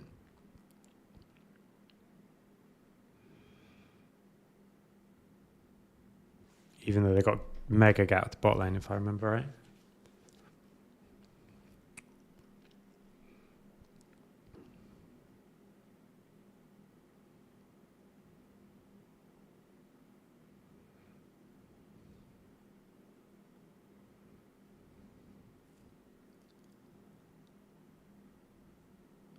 Yeah, she should be banned because of our first 3 picks, not because of Ori.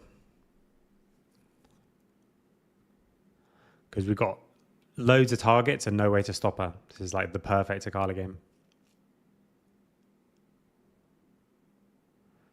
Here she just gets absolutely destroyed in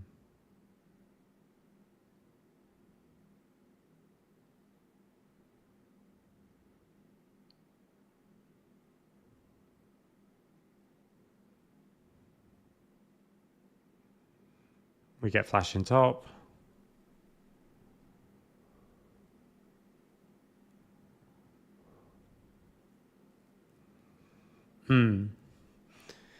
Yeah.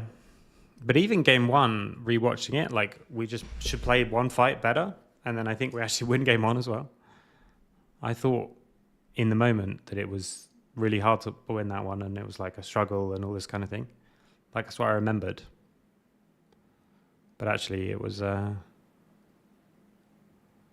fine.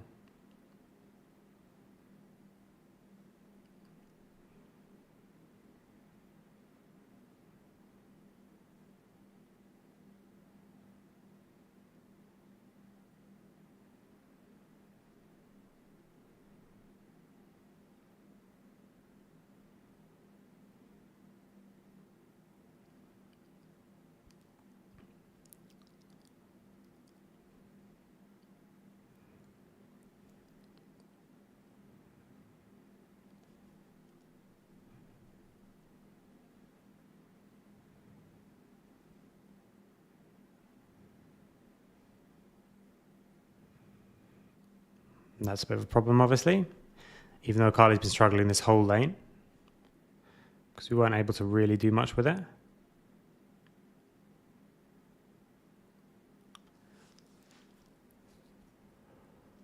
Whew.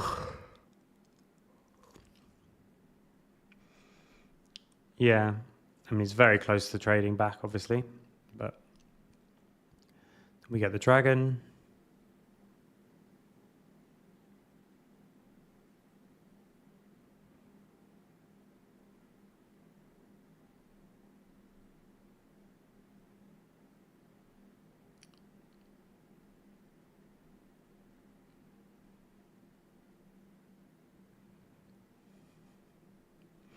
Then we swap towards the grubs.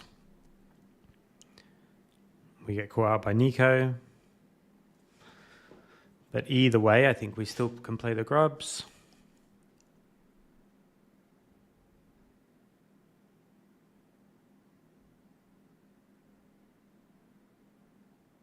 No, we can't, can we? It's literally just being caught out, right? Like...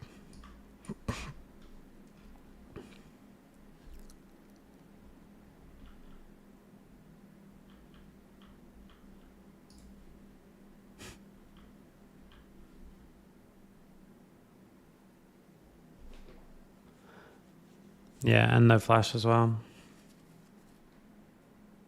This is what I think we should be doing is in this situation, we have to be saying like they have to play through mid because they can't play through top. If they play through top, they lose. There's 3. If they play through top, they lose. So they have to play through mid. So that's the one window where... And look, I mean, they're mega overcommit for these objectives all the time, by the way. Like Jax is playing on this wave. Like he's giving up bot prior to play on this wave so they can play grubs. When he has TP as well. So Jax loses a plate for being at the mid wave just in case, you know? No, he just needs to be a little... He doesn't need to even stay like fully under tower. He just needs to be aware that like they are going to play on mid wave.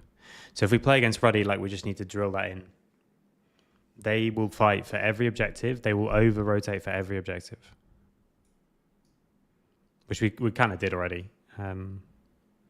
Nicola, one of our scouts, the one who's focused on gameplay, was just like that. That's his whole thing. Just like, they over-rotate for everything. Just remember, they're going to over-rotate for everything. They'll give up anything to over-rotate to it.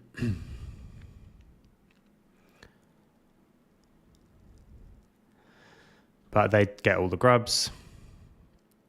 And then they still kill us in mid.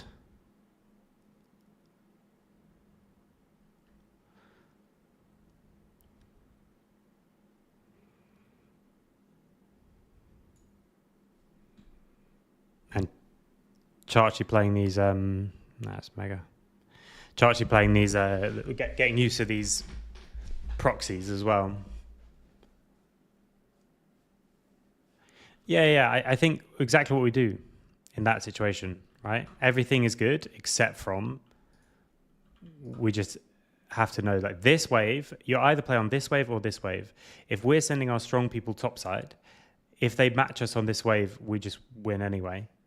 So we just play more defensively on this one wave, like just stand back here instead of up here, and then it gives you time to count the minions, because as soon as you see there's actually 7, now it's already kind of too late, right? Like obviously it's not impossible to know that Nico is here, but in a practical sense, I think it's better to come in knowing if we're playing grubs through this top wave, then they will mega commit here. But the fact that like Jax has already moved mid with TP coming up soon for this objective, like no matter what happens, Jax offered nothing to this, and he is losing a plate and a wave for it, or half a wave. So like he's losing half a kill to just be there on mid.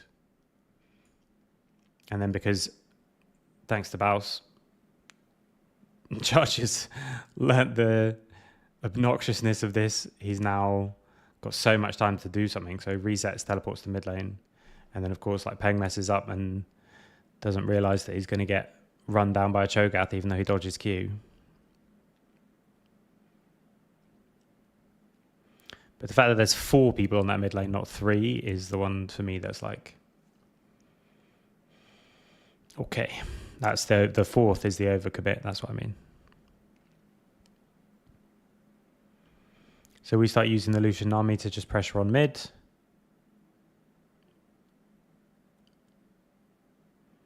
Lucian is very, very strong.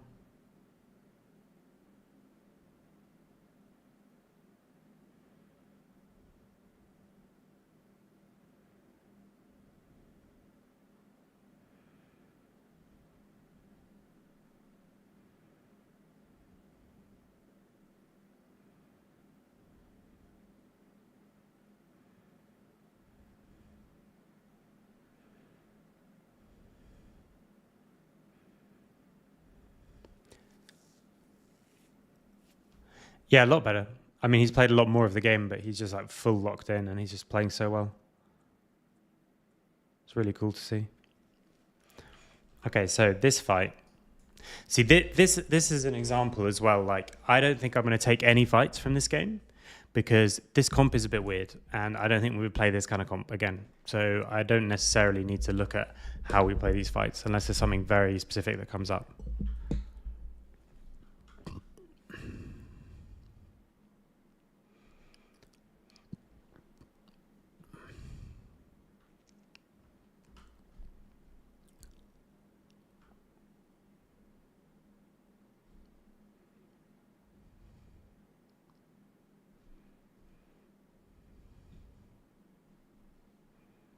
We wanted to dash over and hit the Akali there. Starting to get a little awkward. Q misses as well.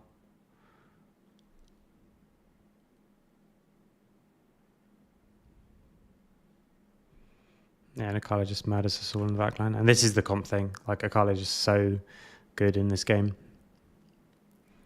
So much better than, like, the person's preference.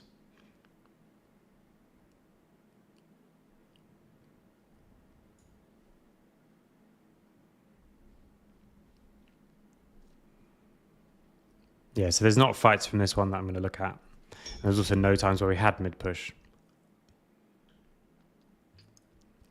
Because it's just so different. Then, hey, thanks, man. Thanks for the subscription. Because it's so different than any other comp that we would play. You know? Like, we haven't really played any games of Jarvan. And I don't really want us to be quite honest. Unless you have a very specific combo that we're going to play with it. And an engaged support, probably. But Jarvan plus a non-engaged support is very unlikely that we're going to have team fights that are like that.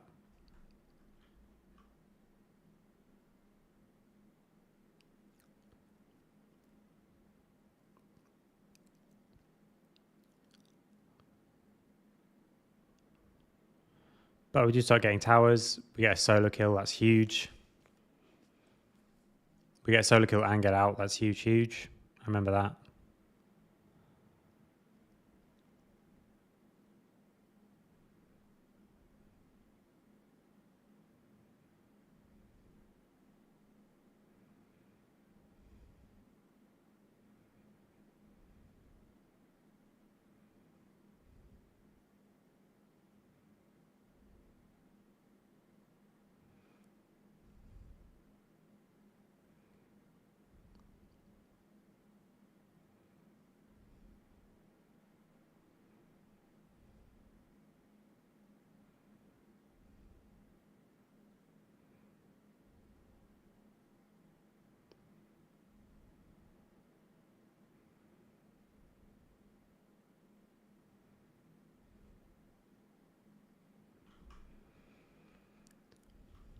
Okay, we get Nika flash, which is good, which means the next time that we'll keep her safe. We'll just kill the first person as well.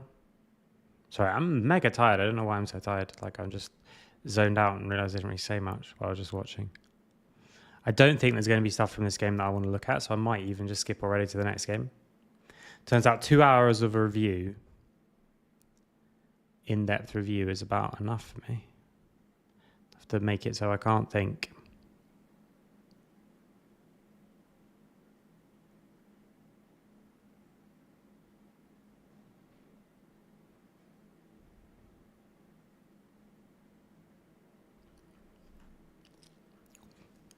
Then there's that one more really bad team fight for us, and then we kind of work out what's going on, and that even though it feels weird, we just have to devote everything to stopping Akali, basically, because she's just too mega OP in this draft.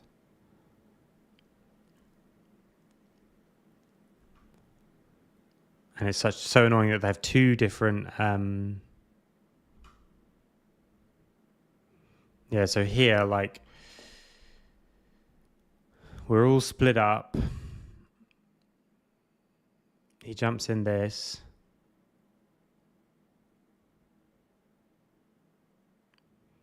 Carly jumps over the wall. And now no one stops her, and then she's just gonna... Okay. What actually happens here? Okay, this isn't the big fight. Okay, this time we do stop her. Well, there's one time where she's just let completely loose on the back line. I'm guessing that's the next one with all the blue lines. They're all mega low. We can take that.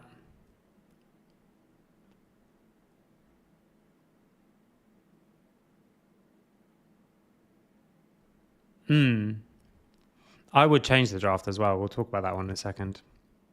Again, I think for some reason, from this moment on, we got it in our head that like Peng has also sort of champion issues, and I just don't think he does. I don't think his Aurora is like... I think it's good, but I don't think I think he's good at a lot of things. I think his LeBlanc is fine, and I think his Akali is good. And Akali is much better in the draft, so like we'll just ban that.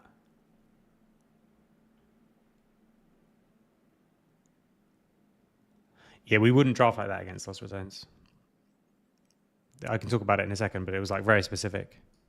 Okay, here, yeah. I mean, this, by the way, I hated. I don't know if anyone watched. About this stage, after this, the call was something like, the only way they win is if they double TP behind us and get big flanks. Then, like a minute later, if that, we all run forward here to just hit this tower, where like, if we just take Soul in 40 seconds, we just push this wave in, come back, push the next waves and take Soul, and then it's already a much better situation for us. We were literally like, the only way they win is if they double TP behind us. We pushed up like this, and then they got behind us. Like, the only way we win is if we let them get behind us, and then we let them get behind us. And so here, as it turns out, this was the Wukong and this was the Nico, and so he made the wrong choice. If he ults the first Wukong and EQs the next Wukong, we win the fight. Like, if he Jarvan ults this, because it's actually not Wukong, then the only way to get over is to already flash, in which case... But Wukong can just dash out of it. Yeah. That was so annoying. It was like, this is the one situation that the enemy team want, and then we give it to them.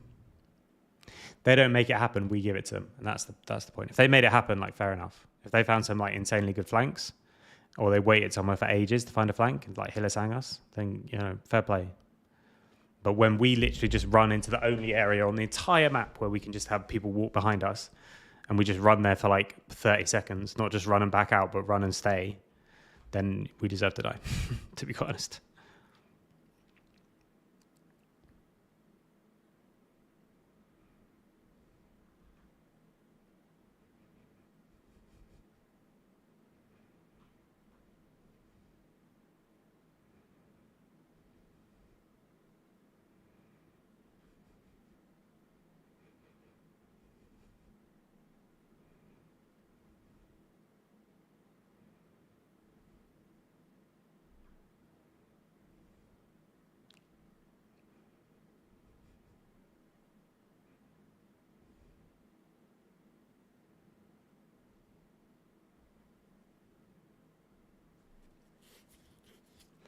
So I think now we just don't let that happen.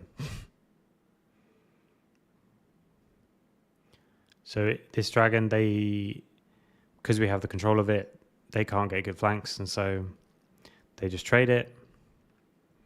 Now we have soul. Reset, come back out.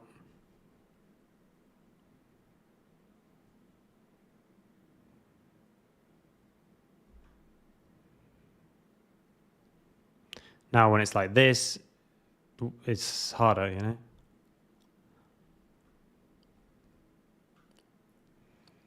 Now we get Baron. Because we stop early enough and just chase them.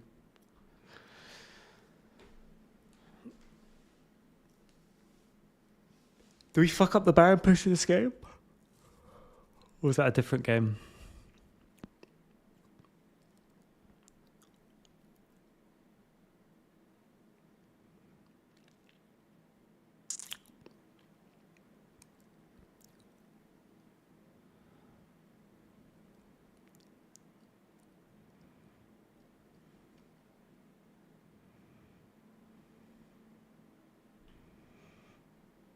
We stop them taking inhib. Now we have inhib down and we still have Baron.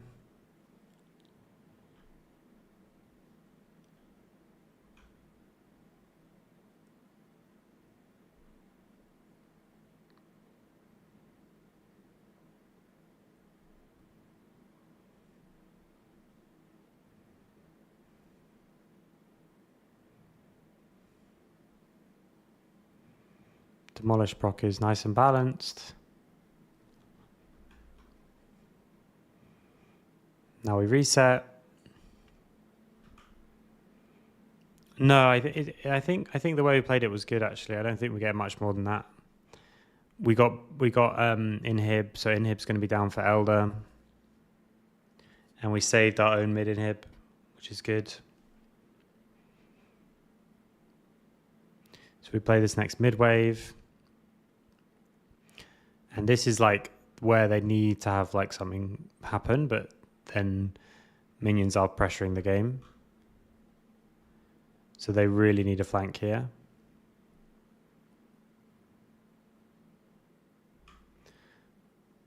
But we don't give them one, so they just throw ults and stuff at us.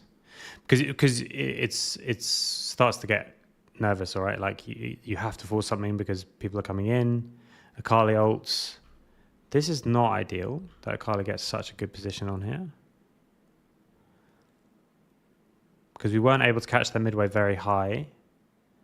We have all summoners up, and obviously it's a little bit later on in the game. So Akali just flashes, but she misses the E. Like, because Inax dashes that E, I think we're okay. Yeah, but Lucian does have flash as well, though, right? Like, he shouldn't get hit by this E. But also, he doesn't take even that much damage from anything, right? Because he also dashes the ult. He's not that close to dying.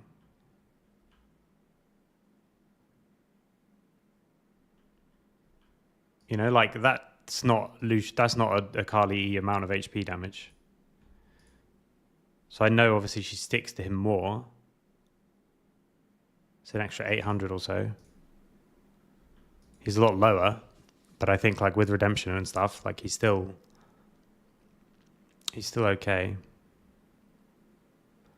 Yeah, once the ult starts, it's because of the mid push. I don't think they even see Ori recall, but they get push in mid here all the way to this point, which means that we are like forced a bit wider. If we had mid push here, then we can stop Akali getting into this bush. But because the mid push goes this way and they have like this avenue and this avenue that they can go in, we just have to get pushed a little bit wider, and it's a little bit janky, and we get like stretched out like a sausage.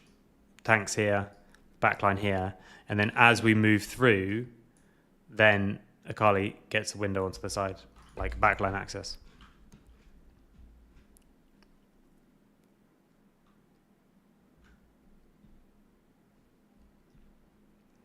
So we do also lose more position on it because of the...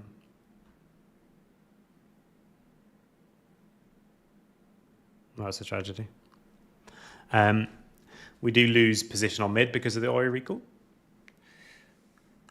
Because she gets chugged. Then with Elder, we get Baron. With that, we get Inhib. With that, we kill. Win the game. Okay, so let's go into the last game before I take a bit of a break. Let's look at...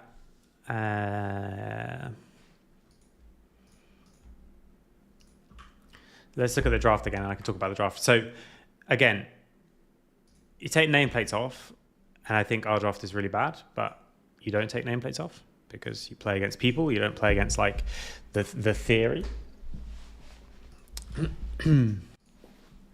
So, basically, what we were saying is, in this series, it doesn't matter what happens, it's going to end up 5v5s. That's partly because they're the group. That's partly because neither of us is a perfect team. So just like end the game by doing something else. But especially when a bunch more champs are gone and you're all playing on slightly things you're even less comfortable on, the thinking was like, no matter what happens, like 5v5s. It's going to be 5v5s. And so the idea was to play the MF. Now,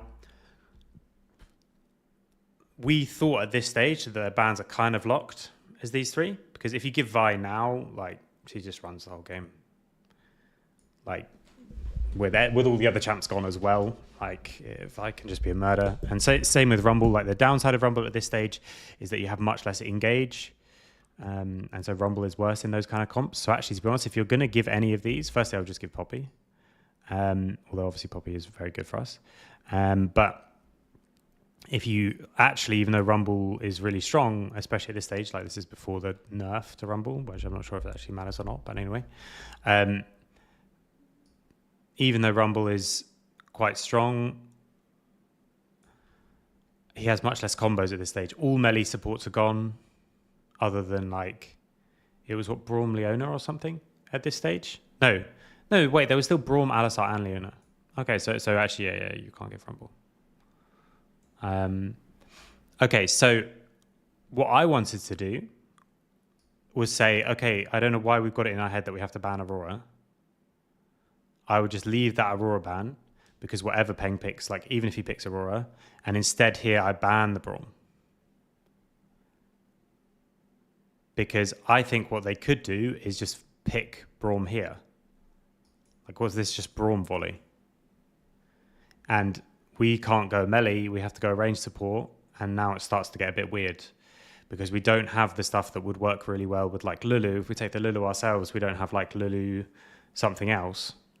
But I think they can even go Braum Ashe here. Like if they just go Braum Ashe, and if we take Lulu, then they go Jarvan. I think that's really hard.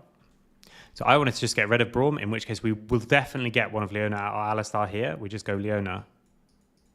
We just go, like, if we just have Leona and Viego and there's no Braum,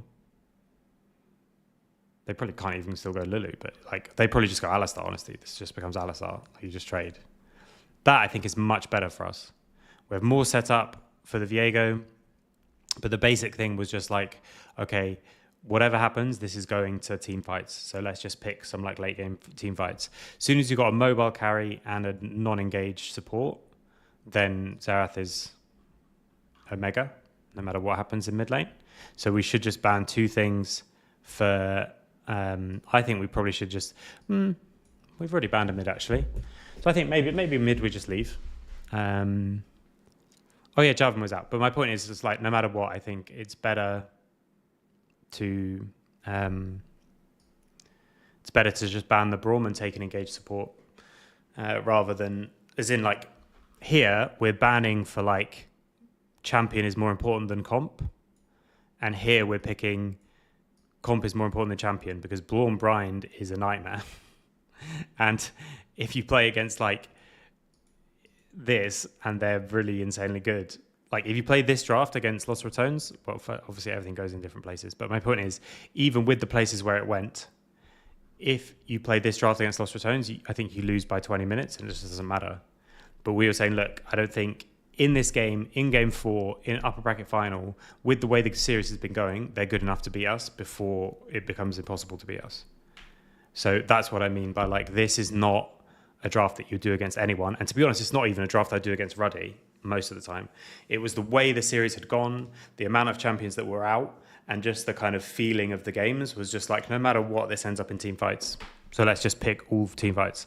This also, we were talking about Orn or Ambessa here.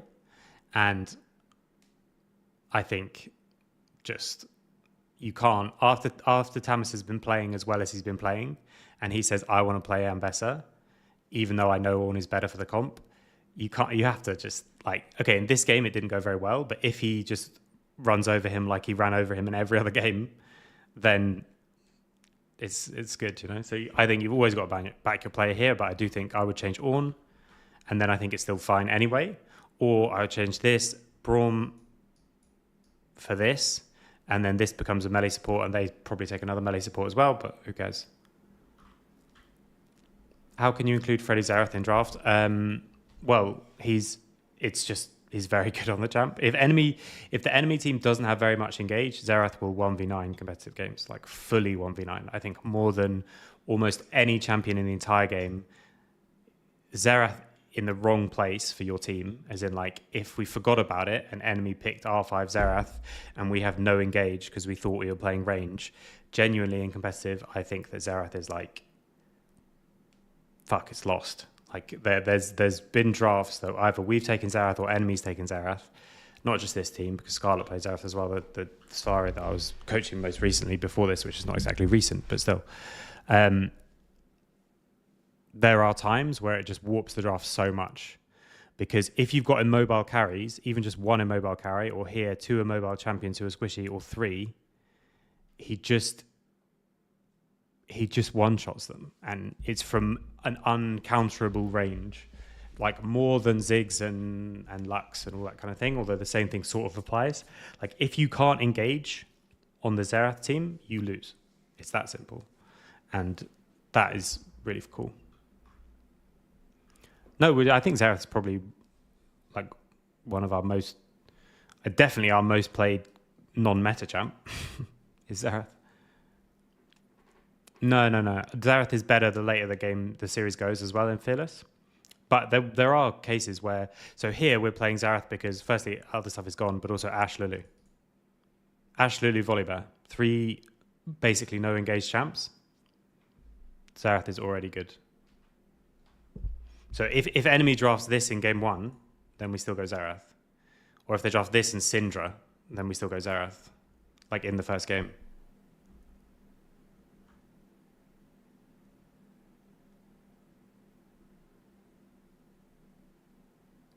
I don't know what you mean. we draft his Xerath and for his Xerath loads. So I don't know what you mean. So let me know if there's another way of explaining it. Yeah, like I say, so if we're already doing fuck the lanes, just do the comp, it's this. We did this double ban because I can't remember why. I think it's because in the past, in this case, they'd always taken mid here. Obviously, they hadn't done a best of 5. We hadn't seen them with a best of 5.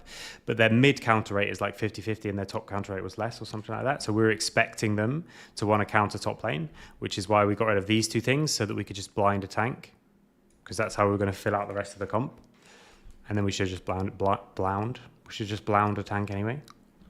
Blinded a tank anyway. So yeah, that's what I change about this one. And that's why we're not drafting this against anyone else. But I think it was quite good. Who's easier to draft against? Ruddy Sack or Lost Tones? It's kind of hard to say in a way, because the problem is that the last time we played against Lost Tones, I think they were drafted really kind of lazily. And so we kind of just got everything we wanted and they did everything we thought they were going to do. But drafting against them in finals, for example, was the exact opposite. They'd used their morning off-stream stuff to specifically prepare things that they hadn't shown and different priorities and stuff like that. No, I think forcing Xerath is never a good idea. Because in the right, not just because it's hard to do, but also because in the right draft, it's just a win, like I say. So like we shouldn't give up our win for forcing it just to have it earlier. Where you know it's going to, like, by game 3, Xerath is already better. So even if we win 3-0, like, you can use the third game to win on Xerath. But yeah, if people draft no engage, it's always something that they need to consider. And that's why I think more people might start doing what Lost of Tones did and just ban it anyway, because it's like, okay, we're not going to take Xerath 1, 2, 3, but if you come to a situation where you need to ban something else and there's also a Xerath angle, it just gets really annoying when the person is good on Xerath, and Freddy is unbelievably good on it. So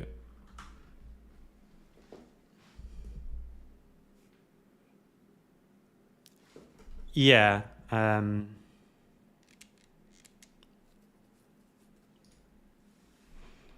think there's no reason to pick something in a bad spot when you could wait in the series and pick it in a better spot. Yeah, the quality should be a bit higher as well. Like, if they have a lot of engage, it's like having your trump card, you know? Like, you don't want to play it against other trumps. If you pay it in a trick you're going to win anyway, then you should probably save it. So this one, like I say, like, I think you just change the bans and the bot lane matchup isn't like this early on.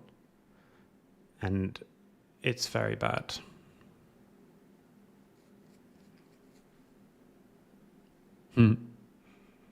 Well, if we play against Lost Tones in the final, it might be perma-ban Xerath, unfortunately. That's what they did last time.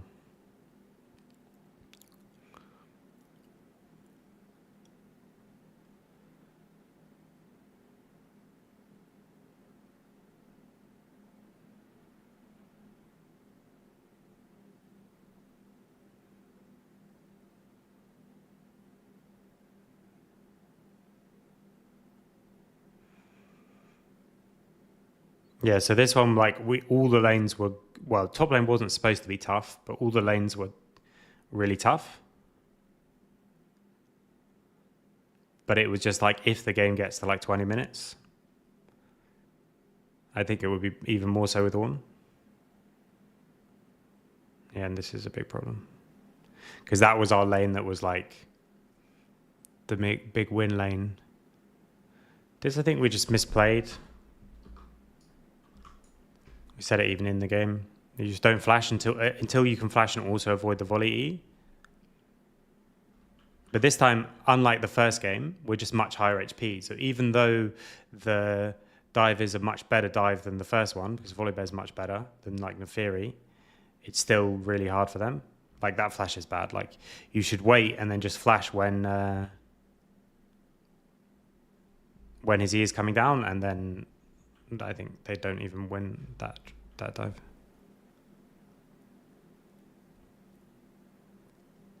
I mean, again, he still shouldn't get soloed in this matchup, right?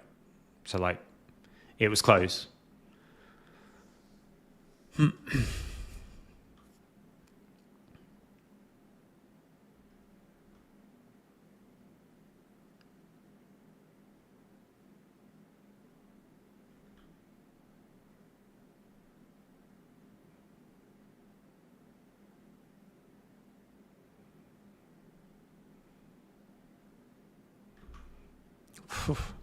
And this is the problem of, like, because this lane is so losing, the fact that in this state we're already like losing 3v2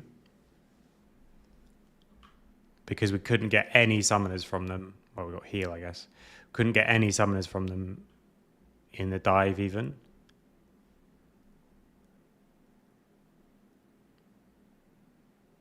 She flashed forward and flashes the stun. Obviously, that's...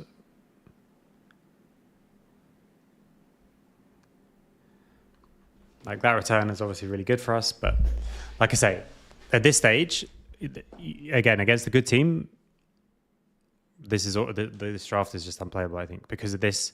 And then they take this lead and they snowball and don't make little mistakes like that. Like that one window where they're starting Dragon instead of actually defending bot lane. That doesn't happen. And so we don't get a chance to make a really quick play there, which is a huge swing for the game. And this is what the whole point of the draft was. Like, we just put the entire onus on them. It's like, okay, be good enough to beat us in 20 minutes. and they weren't. So that's why I really like drafting in best of fives, because it becomes a little bit about we wouldn't do this even in game one. It's not like we're going to do some scouting and say okay, they're not good enough. This was a mistake. We told him to walk up here. We told him he can walk up for this wave, and he definitely cannot. He has to play safe for one more wave.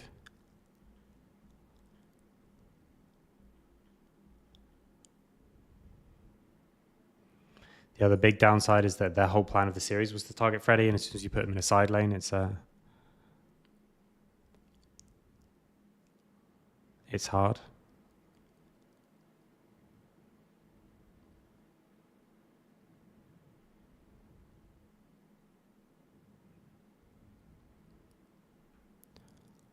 Yes, ironically, the lane that's going the most different from what I thought is actually top lane.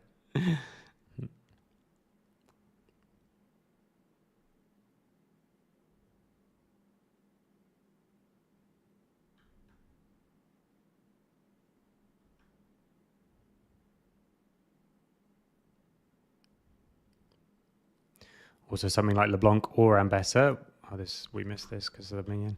Something like LeBlanc or Ambessa is much worse if there's not Ambessa. Aurora is much worse if we do have the Leona or the Alistar ourselves.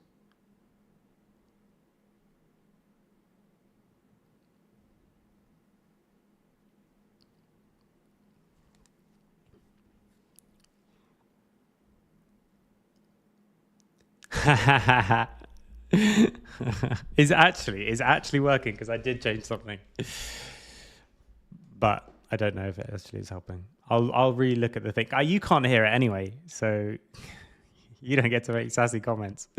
I will re-look at my own board and tell you if it was still broken today or weird.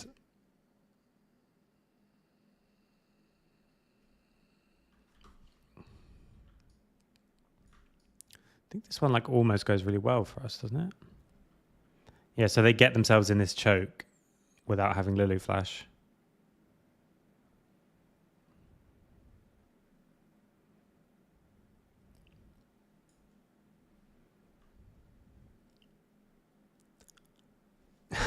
Good.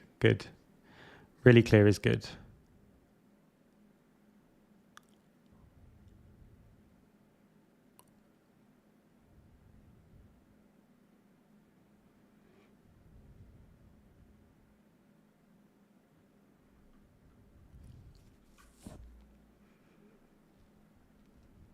And then because we don't have any targeted CC,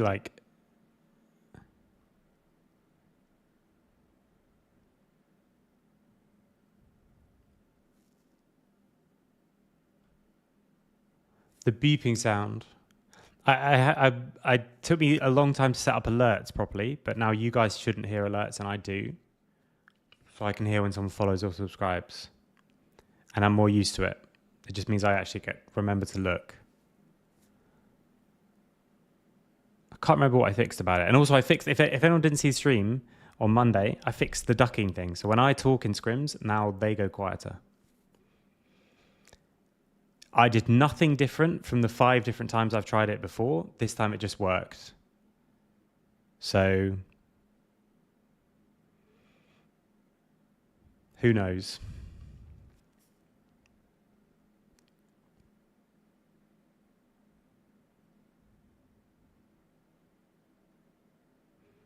It's just one of those things. I hate computers. They hate me. Life goes on. So at this stage, by the way, the game is a mega good spot for us. So yes, we do also make it so that they should win the game. Maybe not actually. I don't think they can even end here. But at this stage, 20 minutes in, game being 2 dragons for us and 3 grubs for us and equal gold. This is amazing. They dive top because we messed up.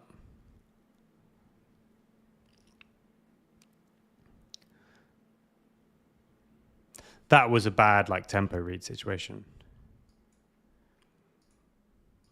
So this might be another point for another puzzle. Let me just check.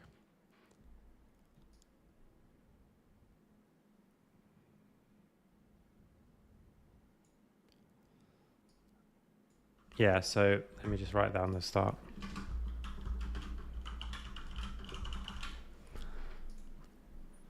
So we've just taken dragon. We saw them all on the top side. We take dragon. We reset top. We run towards top side. We're playing on the bot side of the map.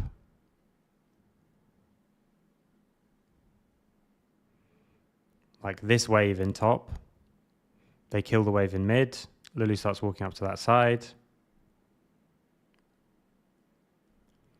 And how do we defend this? Should we defend this? How do we defend this? Do we just back off?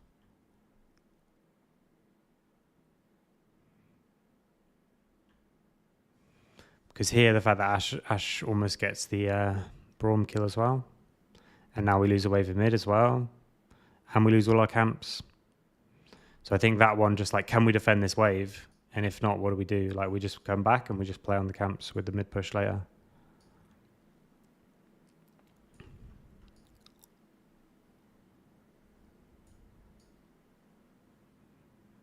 Okay, now we reset. Now we still want to scale. Like it's not like game is won. But the point is now we just don't need to fight for the next 10 minutes if we don't want to.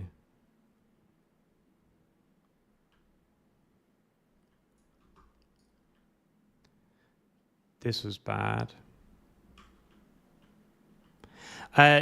They killed the tower and got half of this and took camp, so they used their time well. This flash forward is terrible from MF, but the idea to just insta-go is good, I think. Like she's inting by stepping up this far. We just oh, she slowed down. 1, 2. Oof, if that hits.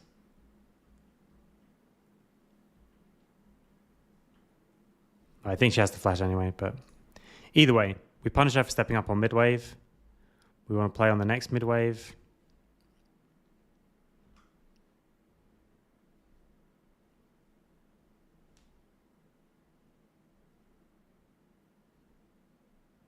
We kill one. This should be game one.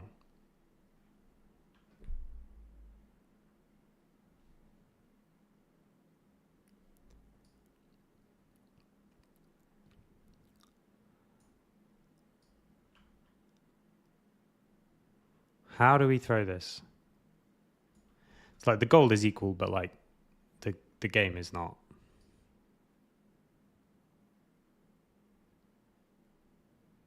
Forgotten what we even did.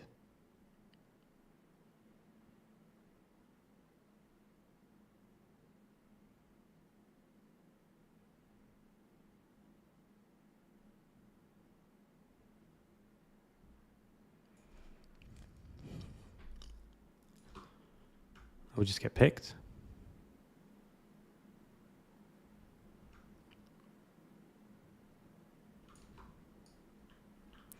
So they push in. We just have no control in our jungle. That sweep is weird. Why does that? What is it? Why does that not see anything? The sweeper, like plus kind of thing. Why do we hit it?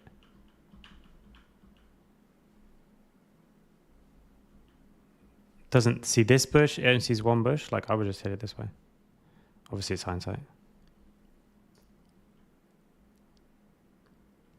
So it's a good ward that we should have seen, and we both die for it.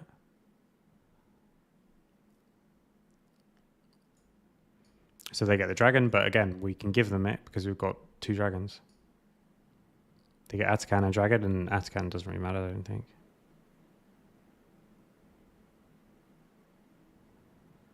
Then we die in mid because we get hit by the arrow. We wanted to choose one wave. Really nice shot.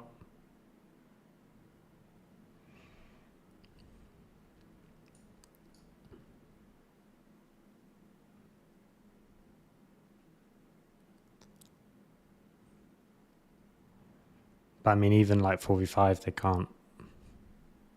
4v4, I guess, because now it's not there. We take camps. We are still mega chilling in this game. Then we just hard troll a mid fight, is it? If I remember right.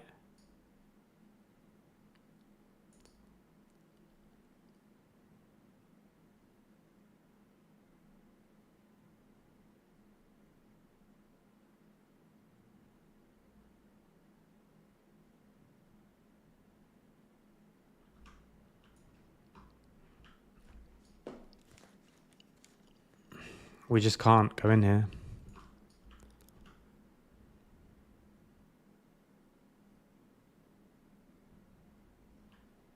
We're just a little bit too quick. We need to collect this mid wave first, and then we can go in. But they cleared the mid wave now, so we're not going to be on that side fast enough. So this coming back in is just really bad. Then we died, but because we trade, we wanted to fight, but it was Mega RTPing in. This is not even a team fight, we're just all dying. Okay, this was the mid one. But I still think the game should be really chill.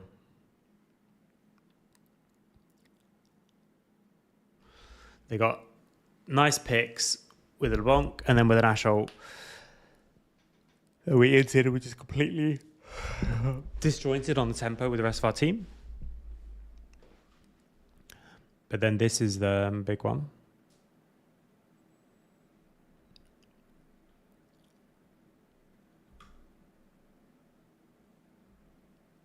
That's what we did before, but we didn't Xerath ult this time, and we weren't all quite ready. So 24 minutes into game 4.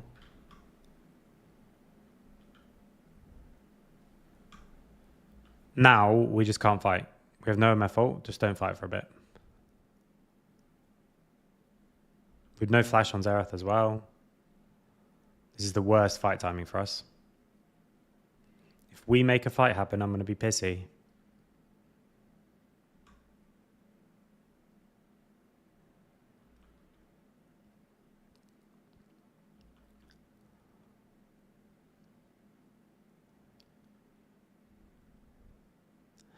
Put Herald down.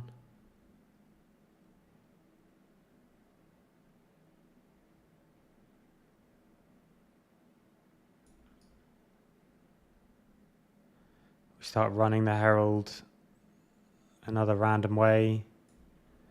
They Braum ult mid. I mean, they Ash ult mid. And like this whole thing kind of falls apart. Maybe the Herald was going to run out anyway. Is that why we put it down?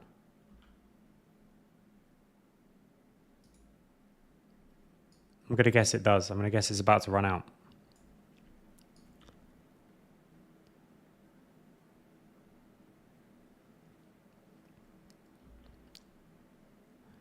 But if it's about to run out and we put it down anyway, like, just, okay, fine.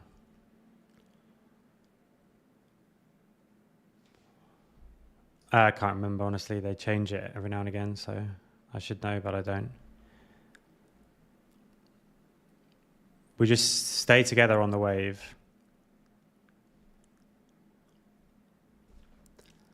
But they know that Jankos has gone away for some reason.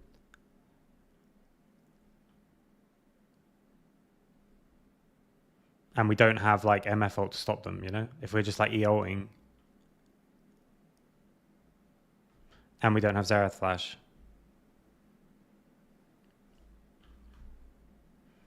No, our bot lane, like, he just murders our backline, sorry.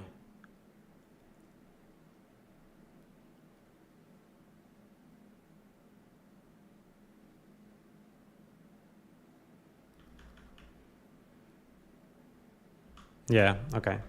So that's a useful one as well. I'm just thinking about what's the system that I'm going to introduce to them for the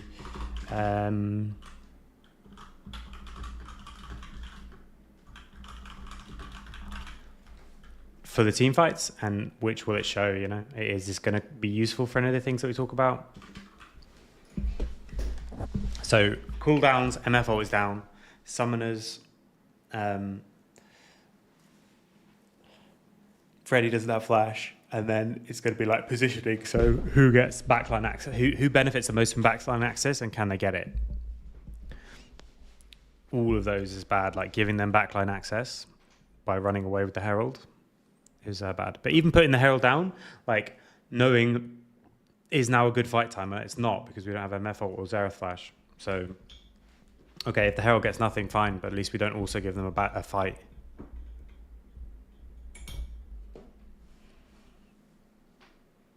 Can't remember, we also die again, right? We just get caught. Yeah, we just get caught.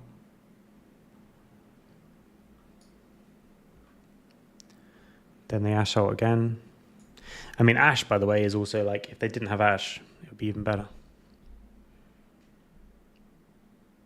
But here, by the way, this is not, I don't think this is actually endable. Like, now we have a Method as well. They have, like, no tools left. They have to try, I think, probably, because it should still be hard, but we do keep showing them that we can give them ways back in. But yeah. And then even just from that, doing it right, like having one good fight from there, like they don't win a fight, right?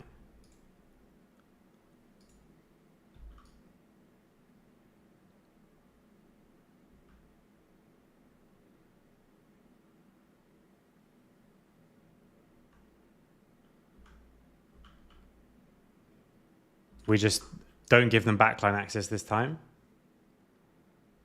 Thanks. Well, I'll just ask him if we had to use it or not. Because either way, it's a useful thing. Is Freddy just quietly one-shot someone on the side as well while we're doing that?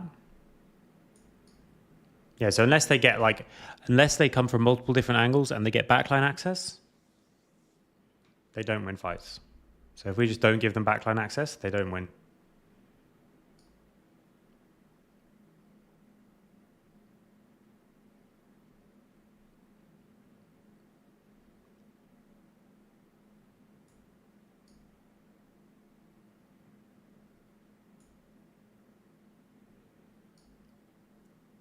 Yeah, 30 seconds still. Okay, in which case I would say wait. Thanks, actually, I'm going to write that down.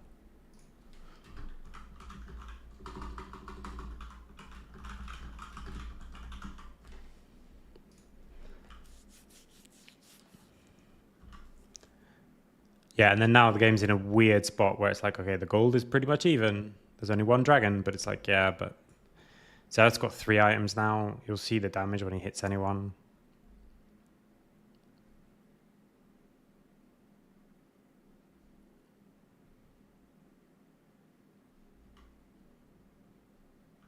We just sync up these waves. Push this one slowly, push that one quickly.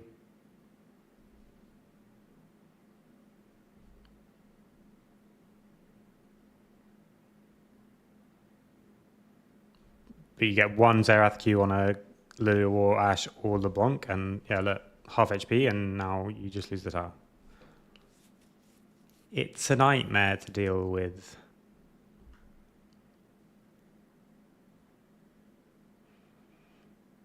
And we ults to just push them back. Fuck. You just the Xerath off from like full HP, and Ash has to be Lulu ulted. Yeah. Okay. Okay, good. So we've got 3 different fights to look at, and we've got some puzzles about how we should use the mid lane push, but also tempo check. So that's what we're going to start looking at. So you'll see that Thursday we're going to do a presentation. I'm going to do a presentation on team fights, and we'll look at these examples. So if you're following along with our journey, you get to see the next stage of that there. And this time, rather than having a big discussion around it, I'm going to pitch them. This is how I think we should think about team fights, and we'll change it if necessary. We'll adapt it, but because we only have a couple of weeks, we'll just do that. So it's going to be probably pre-team fight is cooldowns, summoners,